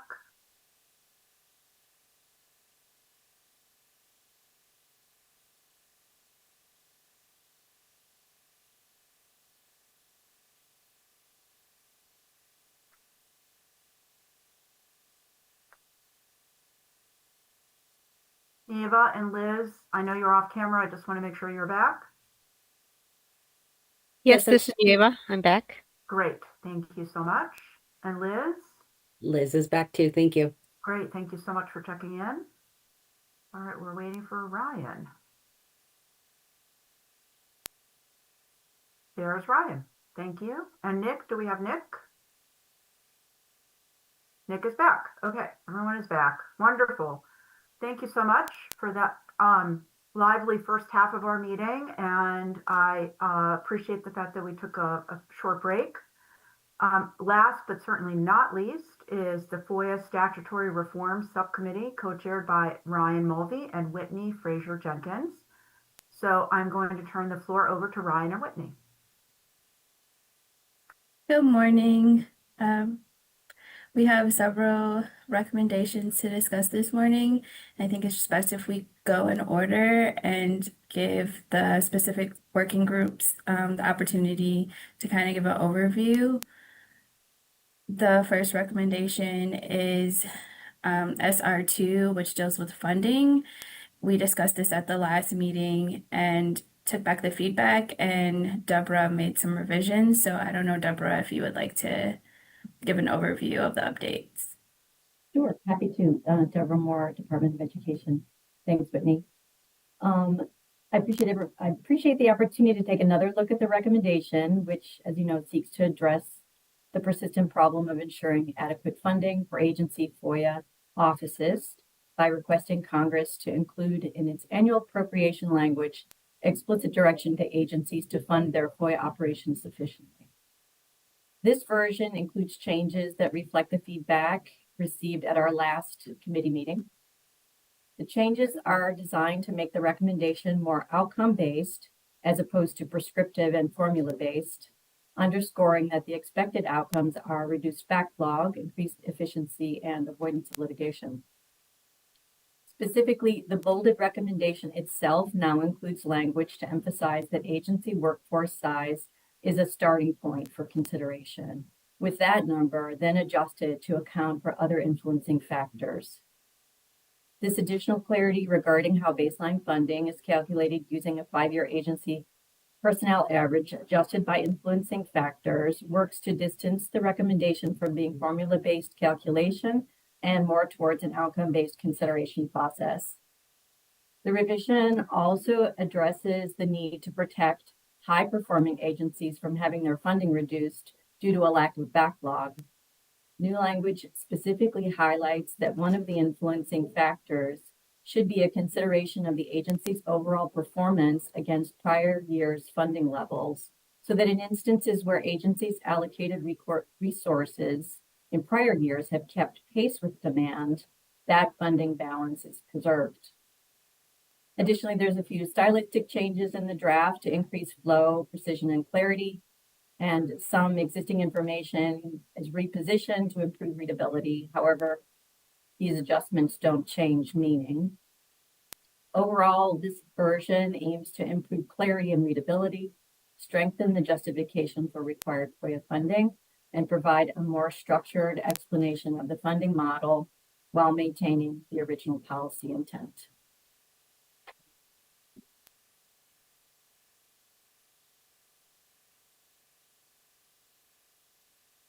So, and open it up if there's any questions or further discussion.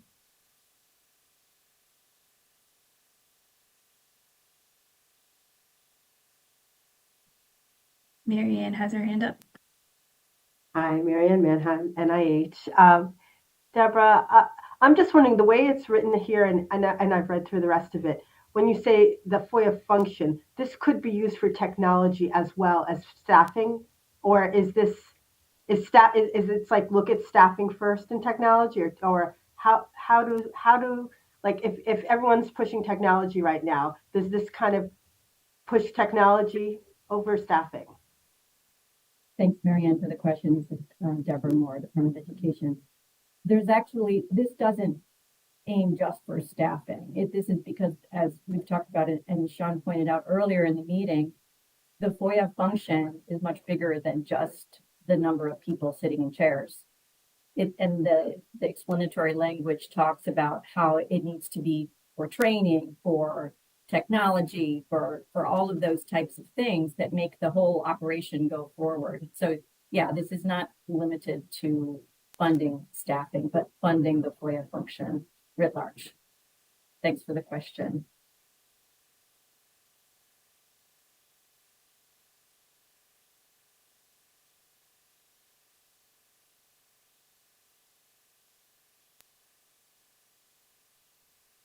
Okay, any other hands? I don't see any other hands. Just want to make sure we've covered all the questions. And Ryan and Whitney, I'm going to defer to you, but do you think we're in a position to take a vote on this recommendation? Whitney Fraser, Pension Benefit Guaranty Corporation. Yes, I think the committee wanted to move this forward for a vote. All right, so do I have a motion?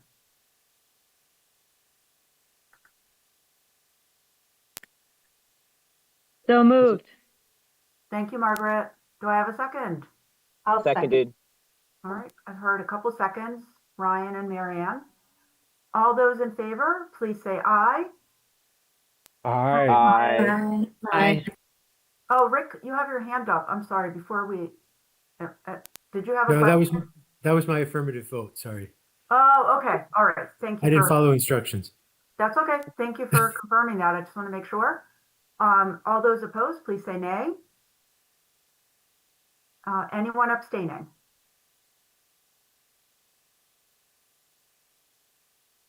Okay. Kirsten, did you get all of that?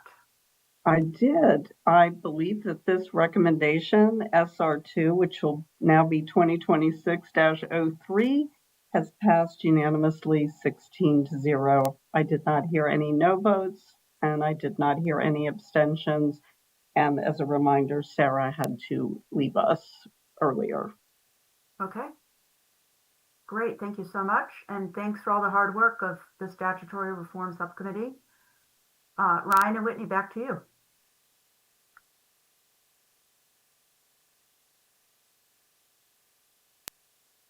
The next recommendation is SR4. Would anyone from the enforcement working group like to kind of go over and give an intro for this recommendation regarding establishing a FOIA court?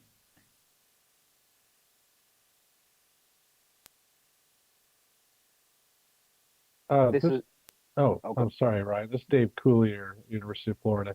I think this is really a great one for Ryan to talk about. We didn't confer ahead of time, but Ryan, you're the expert on this. Would you like to handle this?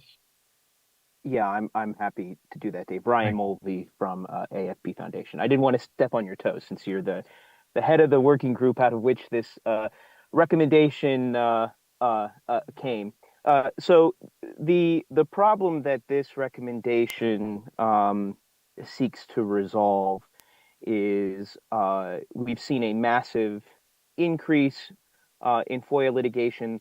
That trend has not dissipated, along with the regular increase in the number of FOIA cases that are being filed. It's also the case, and we have the statistics in the narrative language backing up the recommendation, that the vast majority of these lawsuits are filed in the DDC. And yet the judges of the DDC, as again we explore in the explanatory language, have not been shy about being frustrated with the number of FOIA cases that have taken over their docket. And anecdotally, we seem to have gotten feedback, both obviously from the requester community, but also even on the government side, that judges are not always giving FOIA cases their utmost attention. And that's something that we think ought to be resolved. And one of the ways to do that, and to help relieve general district courts of the number of FOIA cases on their docket, is to redirect those cases, into a new specialty Article 3 court that would at least hear FOIA claims. But as we explain in the full recommendation, or rather the explanatory language, it could also entertain claims related to other access statutes like the Privacy Act, or even APA claims brought to enforce records management statutes like the Federal Records Act. So again, the idea is to have a specialty court that only hears FOIA. It's not unprecedented for there to be specialty Article 3 courts. The Court of International Trade and FISA would be two examples. And then, of course, there are Article 1 tribunals with specialty jurisdiction, many of which operate effectively like Article 3 courts. So I'm happy to address anything further. There are a few open questions that would need to be answered by Congress, which we address in here. For example, whether or not the jurisdiction of this specialty court would be exclusive as opposed to concurrent, meaning whether people would could still go to a court of their choosing, or if everything would be routed here. I think the last thing I would say, and Dave, you may be able to supplement this since you're the one who did it, we understand from limited interaction with the administrative office of the U.S. courts that they are supportive of this idea, and that at least one judge, I don't know if you spoke to more than one, Dave, you can elaborate, there seems to be interest from judges too about this idea. So this is Kirsten Mitchell, the designated federal officer. Pardon me for jumping in. I know there are at least two hands up from Jason and Rick. I just wanted to note for all the viewers that with Article 3, that's judicial branch, just for those folks who are not as steeped in constitutional matters. And I also wanted to reference, Ryan, you had mentioned APA, the Administrative Procedure Act. So I just wanted to explain that. Thank you, Kirsten. Yeah, acronym. I didn't mean to alienate anybody with No, it's fine. It's lawyer talk. Yeah, people aren't as steeped in these matters as you all are. So with that, I'll lower my hand. I don't know who was next.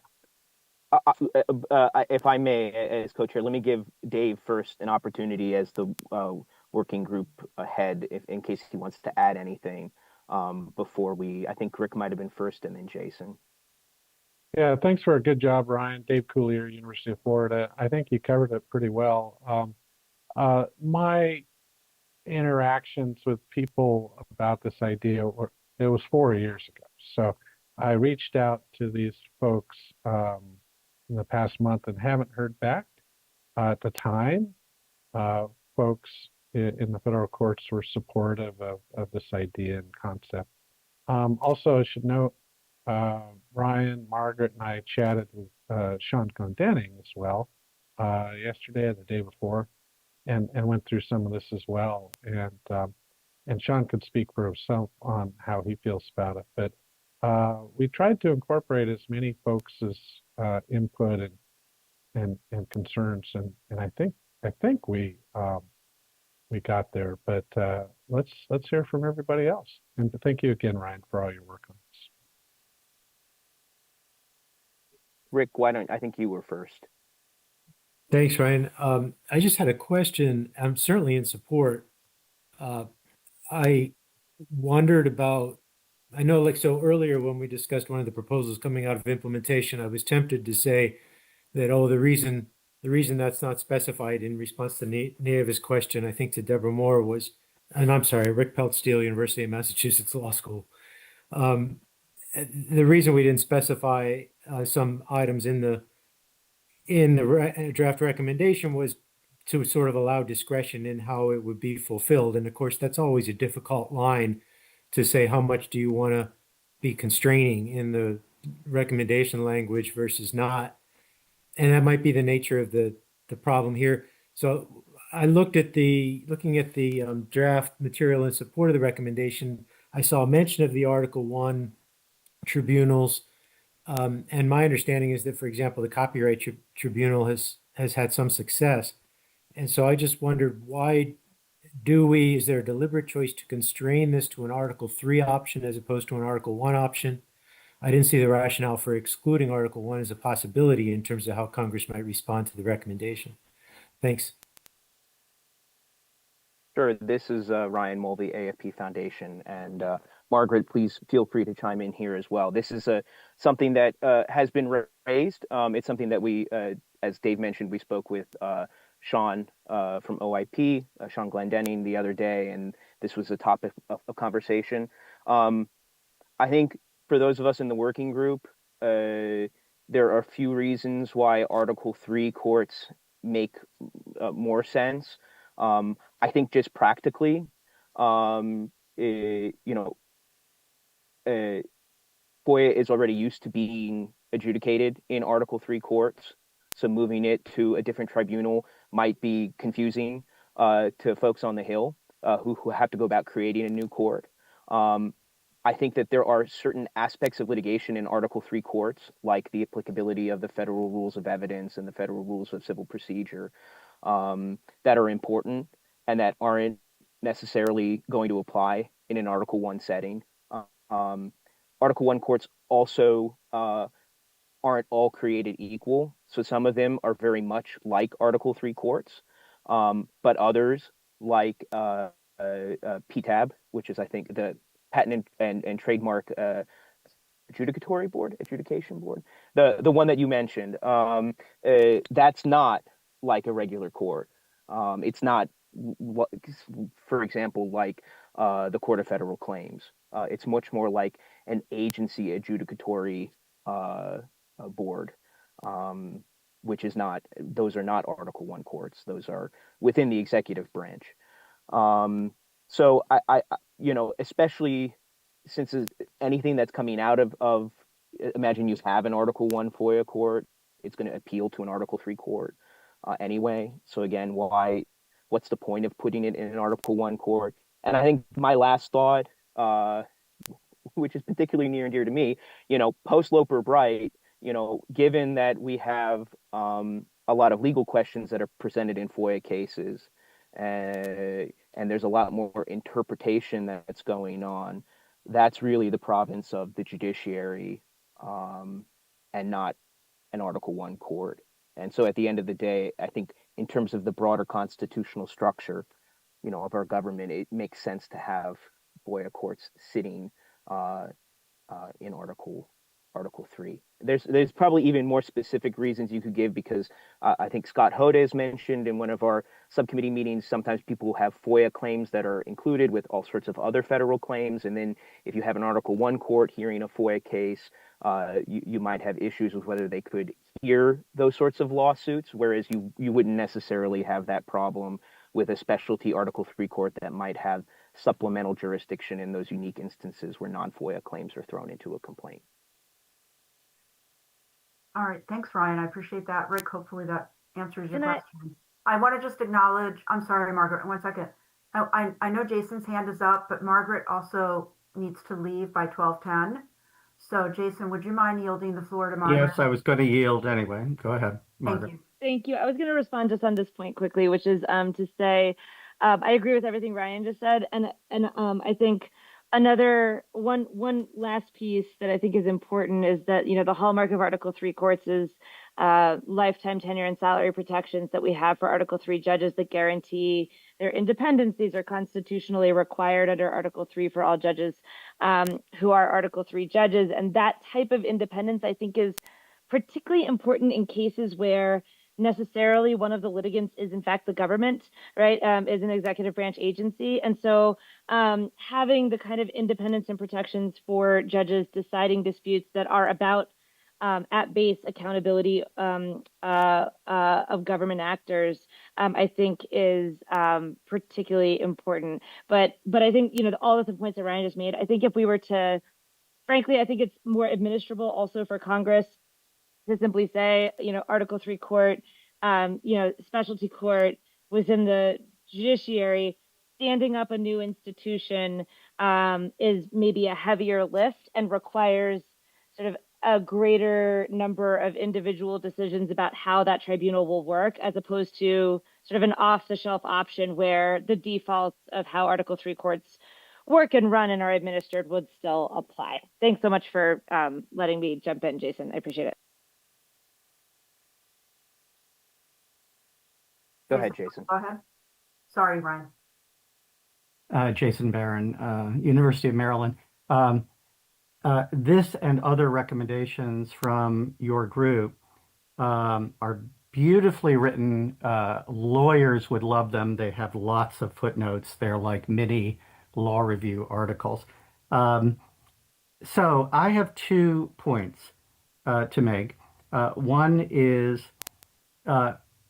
somewhat curiously, in light of another recommendation you have, which is SR 5 and point 2 of that with remedial authority of the courts, where you point out a split in circuits. There's an embedded issue here with respect to whether a FOIA court would eliminate issues of inter-circuit conflict with respect to FOIA litigation. And from my perspective, there are both pros and cons. You talk about consistency. You have a reference to that in here. But I know that some litigants prefer to have circuits where they can go to where another circuit has had adverse precedent. And so there is a con to this, which is to allow for the common law to develop in ways that may produce inconsistent results, but ones that some litigants would appreciate. That's not my major concern. My concern, which has been brought up partially in the Article 1 versus 3 discussion, and Ryan, your points about exclusive and concurrent jurisdiction. The fact is that I would strongly oppose this court having exclusive jurisdiction of Federal Records Act, Presidential Records Act, Privacy Act, Government and Sunshine Act cases. We have, and Liz can speak to this, American Oversight, CREW, the Freedom of the Press Foundation, American Historical Association have all sued this administration over a Presidential Records Act issue and White House record keeping, where a PI motion before Judge Bates will be heard on May 13th.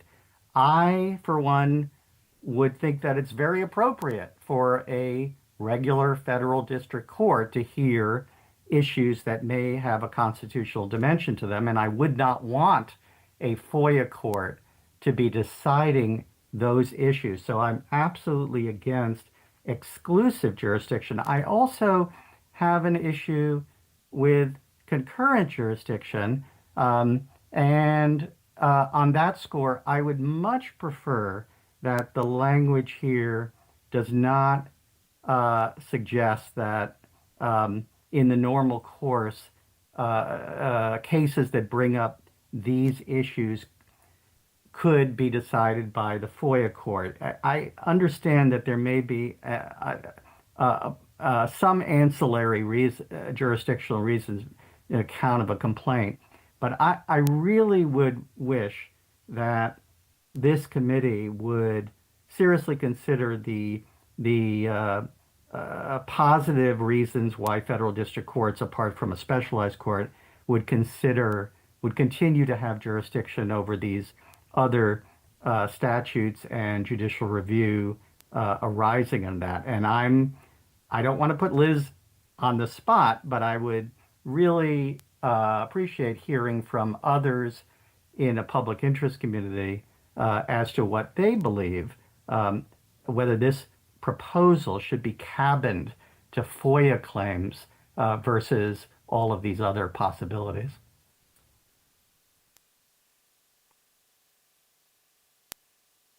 I'll be put on the spot. Hi, Elizabeth, American Oversight. I agree with that, Jason, on that last point. I was thinking about how I was like, well, our PRA case is not some of the FOIAs, our FOIAs are relevant to it in terms of standing, but it is not a FOIA case. So it wouldn't occur to me that would be one of the things that the kind of case that would be limited to this FOIA court if given exclusive jurisdiction. I do think there's a strong argument for litigation that is outside of the just like routine FOIA enforcement to not be limited to a FOIA court. Well, you could amend your case, Liz, to include FOIA claims that American Oversight has or any of the other public interest groups has. And I wouldn't want the Justice Department to then move that the case now has a FOIA claim to it, FOIA count, and that it should be in a different specialized court. And I don't think you'd want that either. Correct. How does this envision if FOIA, if there's litigation that includes FOIA but is not limited to FOIA? This is Ryan Mulvey, the AFP Foundation. The recommendation intentionally does not take a position on that. It doesn't take a position on concurrent versus exclusive jurisdiction, and it doesn't take a position on whether the court should be given the authority to hear cases with these, tangentially related statutes. So you might be reading too much into it, Jason, in that respect, and maybe that's my fault for mentioning that possibility in my opening comment. But I think there are reasons to not be opposed to that. I mean, an Article 3 judge is an Article 3 judge, and I don't think we would expect Congress is going to, the Senate is going to confirm individuals to sit on an Article 3 FOIA court who somehow are incapable of deciding Presidential Records Act issues or general APA issues, which are really what are going to be at hand in the litigation to which you're referring. But if we can remember, we're voting on the recommendation, which is what's on the slide, not the commentary, as you've pointed out, Jason. So I think in terms of if this were to pass, massaging the language, particularly because it's agnostic as to what Congress should actually do on those particular questions, it can be rephrased in a way to make it clear that there might be some issues with doing it in a particular way, if that makes sense.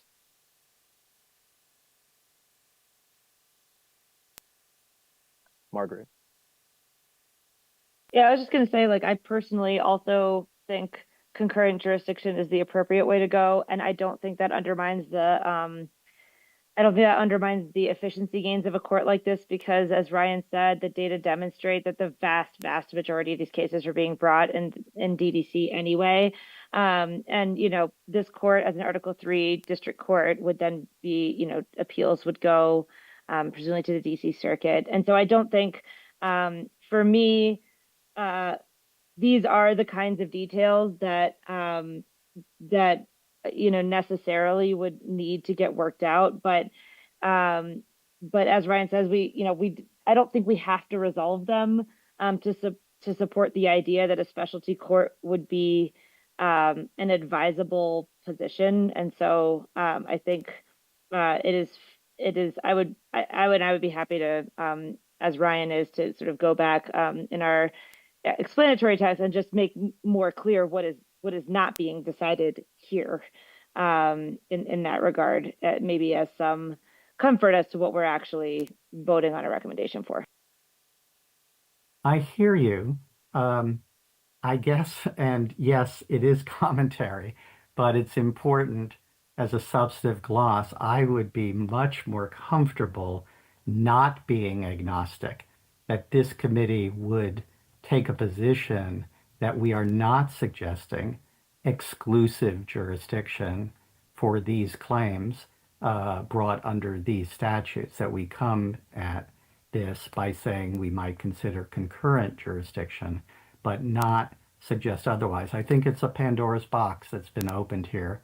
And I'm afraid of unintended consequences of Congress ever listening to this committee and going forth and saying that we have opened the possibility of exclusive jurisdiction, which really, really would be antithetical in my mind to open government. I hear you, Ryan, about Article 3 courts, but I do not believe that specialized courts should be deciding constitutional issues, including one that is, front and center before us. I know it's not teed up as a FOIA case, but it is a very important case. And we lawyers can have a conversation offline about DC precedent going back to Armstrong and Patricia Wall's decision about standing, and whether or not there's another circuit out there that might be holding something different, something that you might actually wish to have in terms of the ability to have a lawsuit about the president's authority to issue some types of record keeping and manage their own records. So there is in here the idea that we're holding open as a committee even the possibility of exclusive jurisdiction over these other statutes, to me, is something that we should all pause over. And so I suppose I'd want to have some kind of commitment made by the subcommittee to seriously consider what I'm saying and perhaps add language that would be that we are not, it's not holding open the possibility of exclusive jurisdiction for this court over other statutory claims. Yeah, this is Ryan, AFP Foundation. I think we can do that. Again, the footnote on concurrent versus exclusive jurisdiction is expressly about FOIA claims, not about the other statutes and claims that might, and the potential expansion of authority to hear those claims. So we can either massage in the footnote or massage in the line about expanding. Wait, let me pull it up so I can. For example, it could say, to the extent there are other laws related to open government transparency or public access, we have the list after the M dash that either provide for judicial review or can be enforced through the Administrative Procedure Act. Congress might consider expanding the subject matter jurisdiction of the specialty court to hear, concurrently to hear those claims. Put it there. Expand the subject matter's jurisdiction to have concurrent jurisdiction to hear these particular claims, which might otherwise be brought in a district court of general jurisdiction. We can talk about the language. I would prefer a clause like without depriving federal district courts of their jurisdiction over these statutes, comma, and then the rest of what you said. So we can work this out. If you're okay with that, I think this is a good recommendation. I'm just very concerned about the points that I made. Yeah.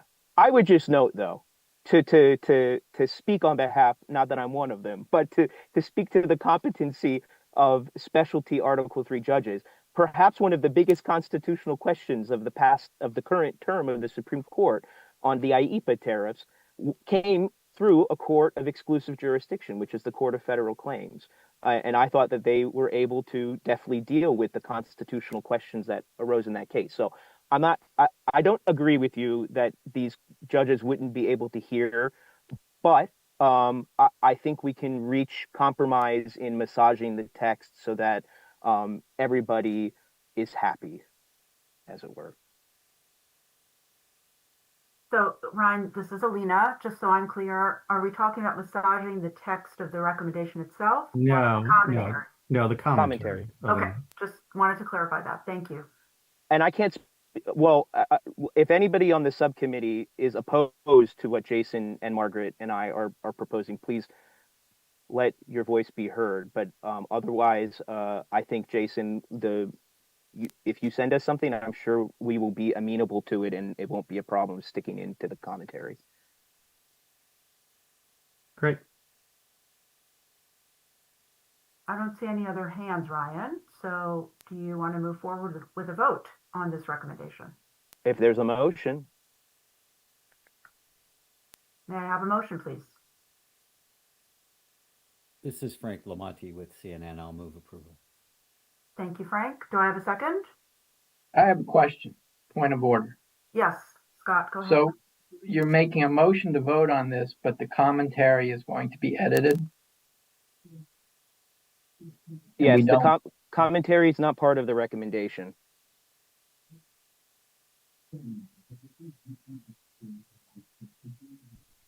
Okay. Well, so the procedural point here is that if people are uncomfortable with the resolution of the wording of a commentary, the one thing that, in past terms is to just defer the entire package to a later vote where people see the commentary and they can discuss it. I'm not opposed to a vote here. There is another a way to go, which is to abstain from voting because one doesn't want to be compelled to accept something that has a commentary that is still up in the air. The commentary receives a vote anyway, right? Because we have to vote on the report. At the end of the day, yes. Yeah. So to the extent, I suppose, Scott, you're voicing a concern about, who knows what crazy way Jason and Ryan might change the commentary. I think there's a check there. This is Kirsten, the DFO. Just a point of order. We have a motion on the table from Frank. And I think Alina called for a second, but I did. Yes. I just want to make sure Scott is comfortable with what he's heard in terms of being able to vote comfortably. I would echo, this is Sean from OIP, I would echo what Scott said. I'm not comfortable voting without seeing the commentary. Specifically, I would want to leave the option for Article 1 jurisdiction here.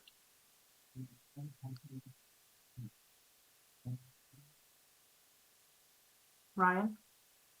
Well, that would mean we have to change the recommendation because the recommendation is for Article 3. I mean, we could have something in the commentary, I suppose, that says that that's an alternative, but the recommendation that was moved says Article 3 FOIA court. I would want to see commentary before voting on this. But Sean, what you're suggesting, though, is that the language of the recommendation, you would hold out for a possibility of saying a new Article 1 or 3 court. That may not be the position of the subcommittee. And so it's worthy of, further conversation, I suppose. That's not my issue, it's your issue. Right. I would want to leave that the option for Congress to create either one. Or just not say it, create a new FOIA court and then have the commentary provide both options. Would that be satisfactory, Sean? That would be. Right, except that I'm your advocate, Sean. You would be holding out that there would be the option of an Article 1 court. And I don't know, Ryan, whether the sense of the subcommittee is that you think that that's an appropriate option. This is Ryan Mulvey, AFP Foundation. How has that worked? Well, if that's that, so that obviously is a more substantive amendment that is an amendment as opposed to massaging the commentary. I think that sort of amendment is something that the subcommittee would need to discuss since they had voted out this draft recommendation, not a different one. So I don't know if there's been on the floor amendment in the past, but I guess that would be helpful to know. It has happened in the past? Yeah, this is Kirsten, the DFO. Yeah, we have had on the floor amendments to some of the recommendations. This one, I will say, I'm happy to to do whatever, but I will say this one's a pretty big one. Alina? Yeah, this is Alina. I was just going to also say, having heard some concern about the commentary and how that would be reflected, Ryan and Whitney, would you guys be okay if we held this over till the June meeting for voting? So we can continue to work this out in subcommittee? I don't have a problem with that. I also have no problem moving forward to a vote. I think as a point of order, there's a motion on the floor, so Frank would need to revoke his motion. Right. I was just going to say that next. Frank, are you willing to withdraw your motion, or do you want to proceed with a vote? Yeah, Frank Lamonti with CNN. No, if the sense of the committee is that it's better to see the commentary, and I have some thoughts about the commentary that I'd like to contribute as well, then I'm happy to withdraw it and work with the group during the next month. Okay. Works for me. Thank you. All right, motion withdrawn. Ryan and Whitney, back to the drawing board. Subcommittee will meet and we'll work out some additional language. Very good. All right, any questions about this one? Should we move on to the next SR recommendation? Yes. Great. Ryan, would you also like to cover this one? Yeah, I kind of wish we would do 7 before we did 5. We can. Is there an opposition? Is there an opposition to that? Because I have a feeling that 5 is going to elicit more conversation than 7. Maybe I'm wrong. It will, Ryan. Let's go to 7. Thank you. Okay. So this is Ryan. So I'm going to just give me a second to pull this up. Okay. So as reflected in the draft commentary that goes with this draft recommendation, this particular recommendation really builds on the work of 2 committees beginning back in the 2018-2020 term. The committee had, I don't believe it was a formal recommendation, but it had made an observation that they believed future committees should give consideration to extending FOIA to parts of the legislative and judicial branches. Subsequent to that, in the 2020-2022 term, there was a unanimously approved recommendation, 2021-01, dealing with the extension of FOIA-like, not extension, the creation of FOIA-like procedures for certain parts of Congress, including the Capitol Police. I think that more than anything was the entity that had really inspired the work of the committee. There was a very well-written subcommittee report that really dove into the legislative branch and transparency into the legislative branch and why a FOIA-like process would be a benefit. This recommendation that the subcommittee has proposed reaffirms 2021-01 as to the legislative branch and recommends that something similar be done also for the judicial branch. As you'll see in the commentary, the idea here is that the recommendation would only extend to the administrative agencies that exist in the legislative and judicial branches. So courts, judges, legislators in Congress, senators, representatives would not become subject to FOIA. Committees in Congress would not become subject to FOIA. Rather, their support agencies would. And I'm happy to get into that if you would like, but I think you get where we're coming from. I would recognize that there's a good chunk in here that was inspired by Jason's comments, I think in over 2 terms, or it might have been 2 comments in the same term.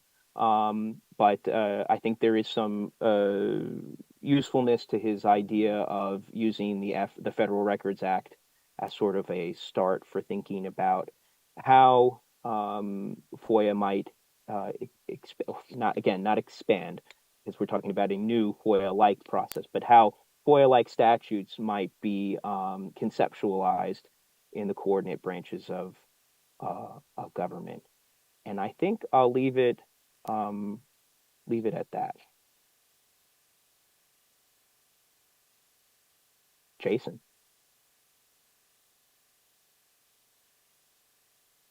you're muted. Thank you so much. It's Jason Barron, University of Maryland. Thanks so much, Ryan, for the mention. I think it's a brilliant recommendation. So I think it keyed to trying to get consistency between the FOIA and the Federal Records Act makes eminent sense. I support this recommendation wholeheartedly. I just have one very pedantic comment, which is when you list legislative components, I would like a footnote saying that there are these more obscure legislative components. There's about 10 others that are out there that are offices that have, fall within the legislative branch. They're not the major ones that you've listed, and I assume you're excluding them. Yeah, well, we tried to focus just on the major ones that have been topic of conversation. If you have a list of ones you want that aren't here that you want identified, I'm okay with that. It would be at most a footnote. So I'm very supportive of the recommendation. Is there a chance you have that list prepared that you might be able to drop into the chat so that people can see it? Or I can are we not so lucky? I can try to do so. I don't have it right here. Okay.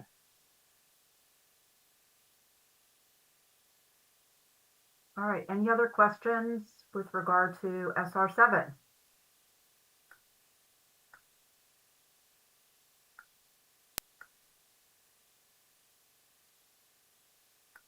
All right, I'm not seeing any hands. I'm looking around. Are we ready to vote on SR7? Yes. Do I have a motion to vote on SR7? So moved. Thank you, Rick. I have a motion from Rick. Do I have a second, please? Seconded. Thank you, Liz. All those in favor, please say aye. Aye. Aye. Aye. Aye. Okay, sorry. I didn't mean to cut you off, Whitney. I heard you. All those opposed, please say nay. Any abstentions? Abstain. Kirsten, do you need a roll call? I don't believe I do. I did want to point out Margaret had to leave. Yes. So she has left. I heard 14 in favor with 1 abstention, and the 1 abstention being Sean Glendenning. That's correct. That's what I also heard. I heard no opposition. Correct. Okay, well. The motion carries. Motion carries and the recommendation passes. Great job. Yep. Statutory Reform Subcommittee. Over back to you now to SR5. Before we go to SR5, I just wanted to note that unfortunately Sean and Nick will both have to depart here in the next little while. So, but I will keep a little while. Couple of minutes. Okay. Around 12:30. So right. Is that going to be a problem if we want to vote on SR5? No, we will just keep an eye on the quorum situation. Okay. All right. This is Ryan. I will just preview at least my own view. I don't expect we'll vote on this today because I think that there needs to be fuller conversation. So the fact that we've lost Margaret, who I know has many thoughts on this, and that if Sean's going to be stepping out and Nick as well, nobody should feel like we're going to try to push this through without fulsome conversation. I know there are probably people who have lots of thoughts, so maybe it's better just to kind of be very, very brief. This recommendation started as something much longer. and has been what's the best word? We have tried to perfect it and to narrow the sort of proposals about judicial review to include those on which we had the greatest amount of agreement. The three ideas are firstly that Congress in some meaningful way should reaffirm the statute's de novo standard.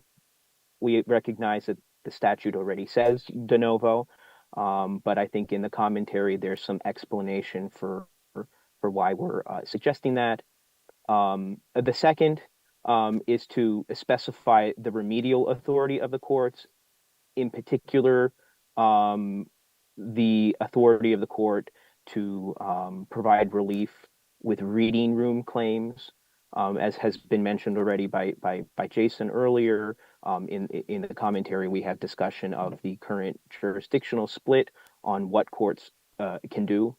And then the last is that Congress should attempt to reinforce informational standing for FOIA claims, which I recognize is a very lawyerly topic and can be quite complicated. And I'll also say in case, because I know it might be something that Jason brings up, I think Margaret and I, when we were talking about this, are aware of the possible limitations on what Congress can do to create standing by statute.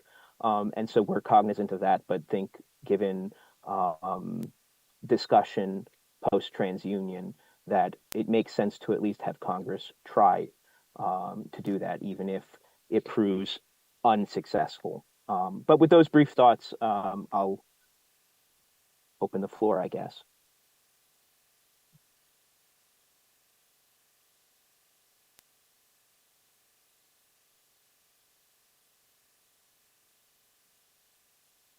Rick, go ahead, please.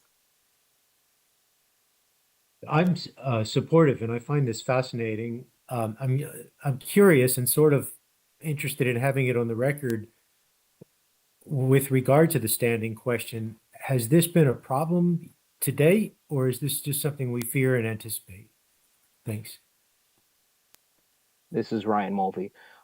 So the DC Circuit, at least, has said for regular A3, so regular FOIA cases where you request and you get denied, that the public citizen case has not been overturned by TransUnion.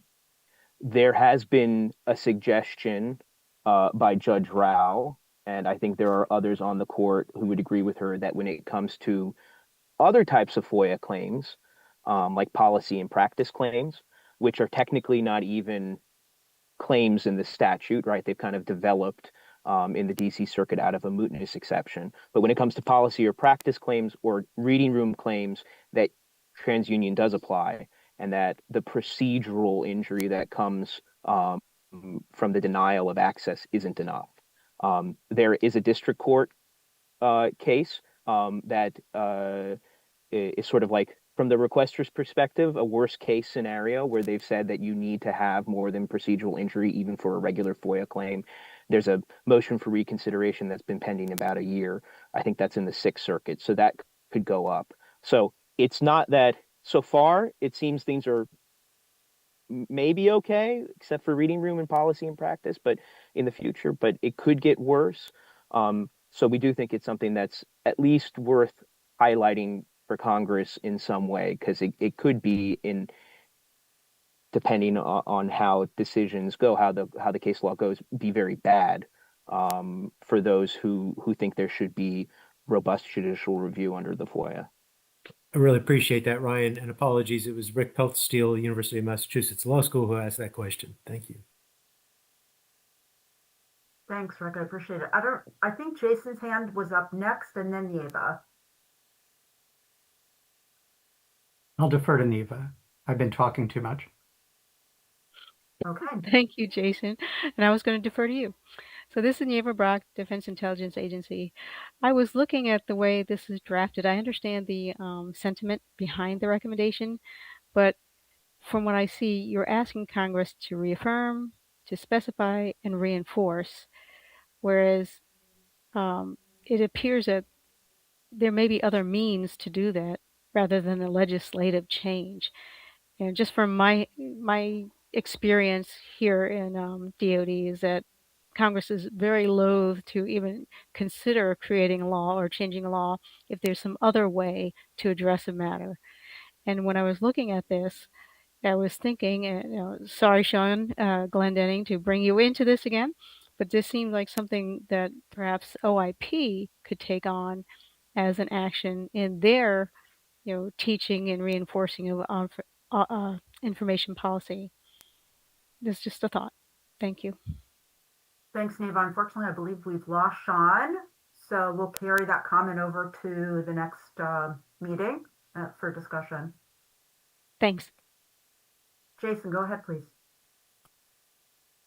Well, these are fascinating points that are being raised that I sincerely doubt very many committee members, not this term, but not only this term, but any term on the FOIA Advisory Committee would have considered to be the kind of systemic FOIA problem that agencies confront on a daily basis and that are worthy of bringing to Congress at this time.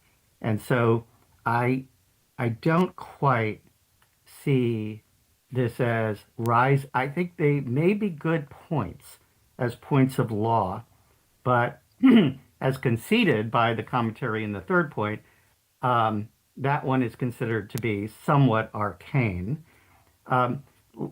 Maybe I should address the third point because we've had a discussion most recently on that, and then I will talk about de novo.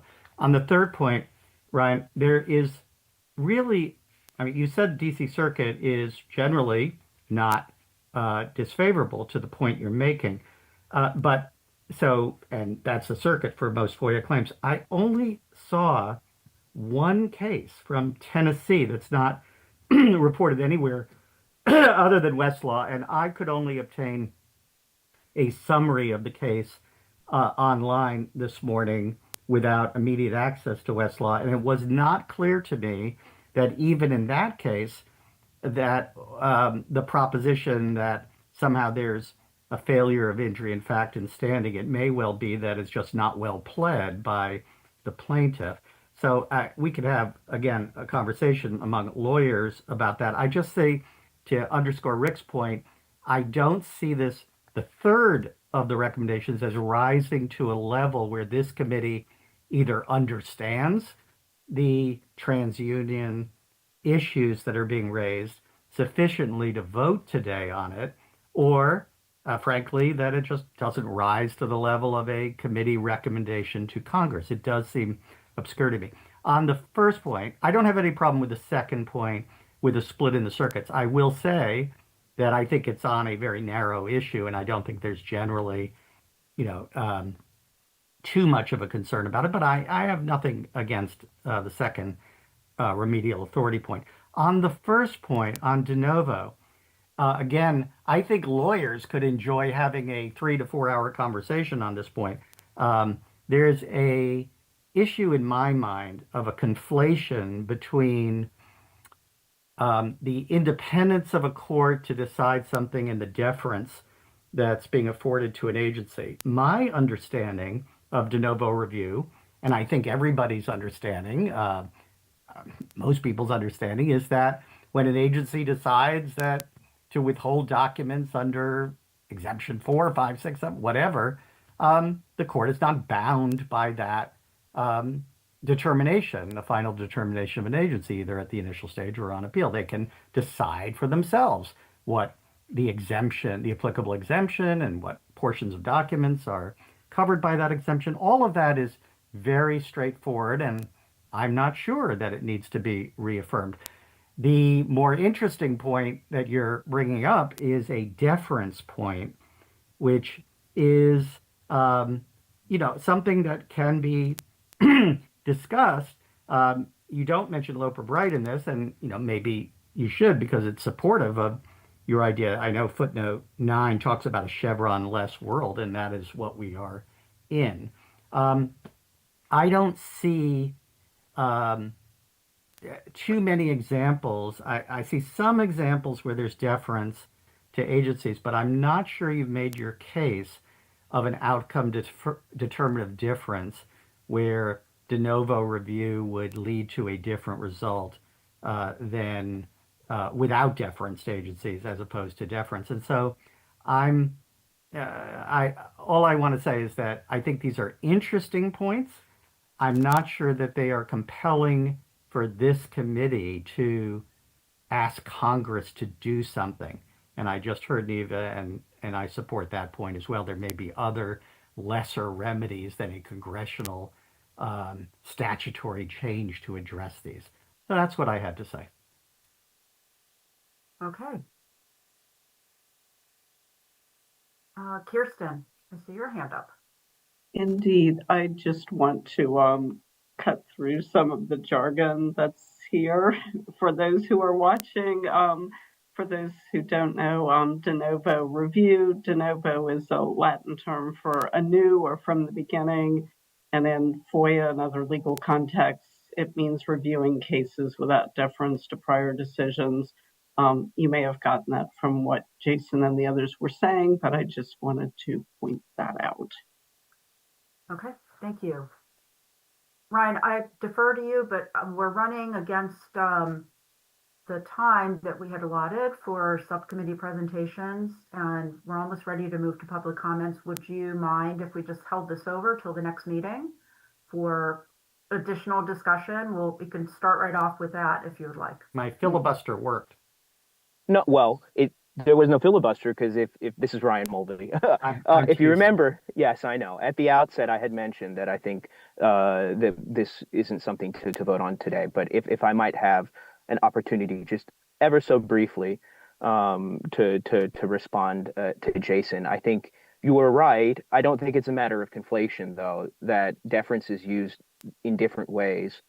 Even in the legal space when we talk about what courts are up to, and certainly in the FOIA context.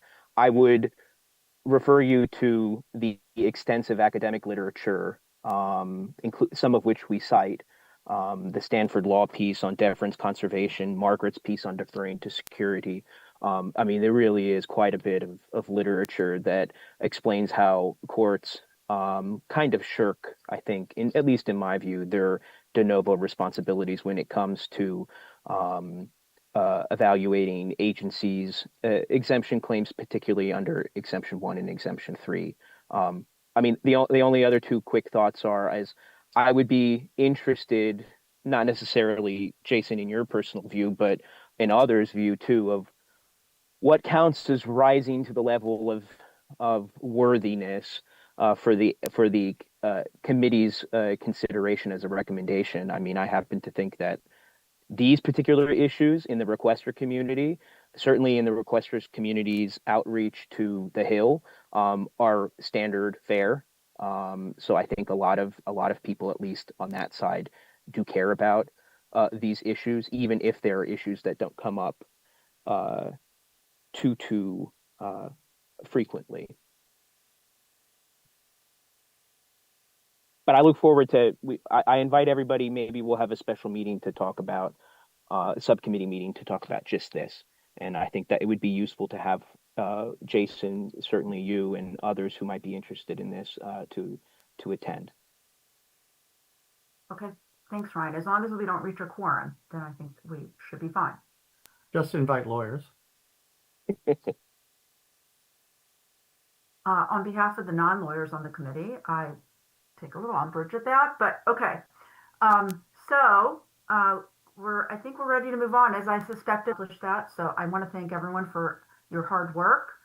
I want to thank everyone and reasonable in the greater sense of the word. But we have now reached the public comments part of our committee meeting. And we do look forward to hearing from any non-committee participants who have ideas or comments to share, particularly on the topics that we have discussed today. And there certainly have been a lot of topics.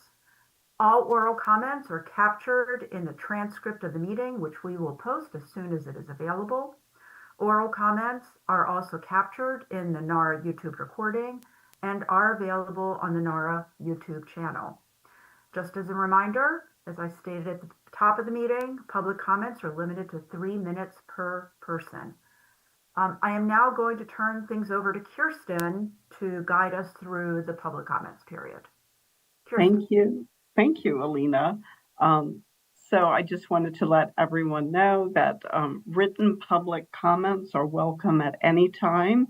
So if you're watching this on the YouTube stream, either now or at a later time, you can submit written public comments. Please visit archives.gov/OGIS, OGIS/public-comments. If you wish to make an oral public comment, please raise your hand so that we can unmute you. And if you are dialed in through telephone audio, you can press *9 on your telephone to raise your hand and join the comment queue. Once you are unmuted, please state your name and affiliation. And as Alina said, you will be given 3 minutes to speak. So I am looking to see if we have any hands raised. It does not look like we do, but we can. Kirsten, do we have any comments in chat that need to be read out loud? I take it no. No, I will say that Jason, I can read something that he put in the chat. I can read that aloud. This was during the conversation about FOIA-like disclosure for judicial and legislative offices. He put in a list in the chat of some of the components that this would apply to. I know some of them are in the report, in the subcommittee report. Others may not be.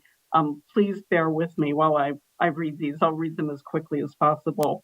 Architect of the Capitol, Congressional Budget Office, Copyright Office, Government Accountability Office, Government Publishing Office, Library of Congress, Congressional Research Service, Office of Congressional Workplace Rights, Open World Leadership Center, Stennis Center for Public Service, U.S. Botanic Garden, U.S. Capitol Police, U.S. Capitol Visitor Center, and U.S. House of Representatives and U.S. Senate.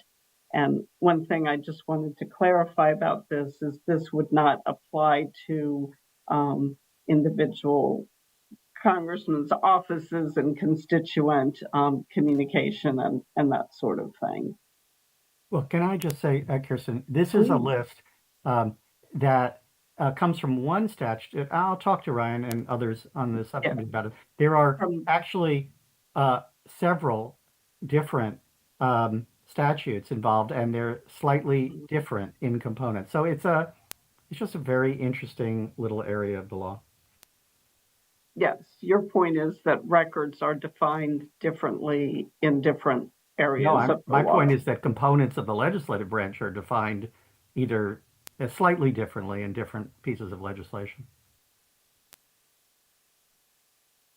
So while I was reading those, I that gave folks a chance to raise their hand, and I don't see any raised hands in the chat here. Okay, I think we just wowed everyone with our enthusiasm and content of our meeting today, that they have been rendered speechless. Okay, I'll just take a beat, just looking at committee members that are still hanging in there. Anyone have any questions or concerns or comments about today's meeting and what we need to do between now and June 11th? Okay, I think everyone is pretty clear. Why don't we wrap up our public comments section of the meeting, since we have not heard from anyone. Again, we invite folks to submit public comments. If you go back one slide, sorry. If you could, yep, there is the website that you can go to direct your public comments in writing, and we always welcome public comments, and we'll post them as soon as we are able. If they comport with our public comments policy. Now we can go to the last slide. I appreciate that. Mark your calendars. Our next meeting is Thursday, June 11th. I think we have a little bit of work to do between now and then, but that's great. I want to thank all of the committee members for participating in all 9 public meetings that we've had so far. And a big thank you for all the creative discussions that we have had and all the great questions that we're asking of each other. Everyone is definitely working hard to improve the FOIA process, and I very much appreciate that. I want to thank in particular the 6 co-chairs of our 3 subcommittees. You've been doing a great job of keeping everything flowing. And with that, I want to thank everyone else who's watching us today on the NAR YouTube channel or on Zoom for Government for joining us, and hope that everyone and their families remain safe, healthy, and resilient. And our next full committee meeting, as I said, is Thursday, June 11th, 2026, starting at 10 a.m. Any other outstanding questions or comments? Okay, so with that, we stand adjourned. Thank you, everyone. Have a great day. Bye-bye.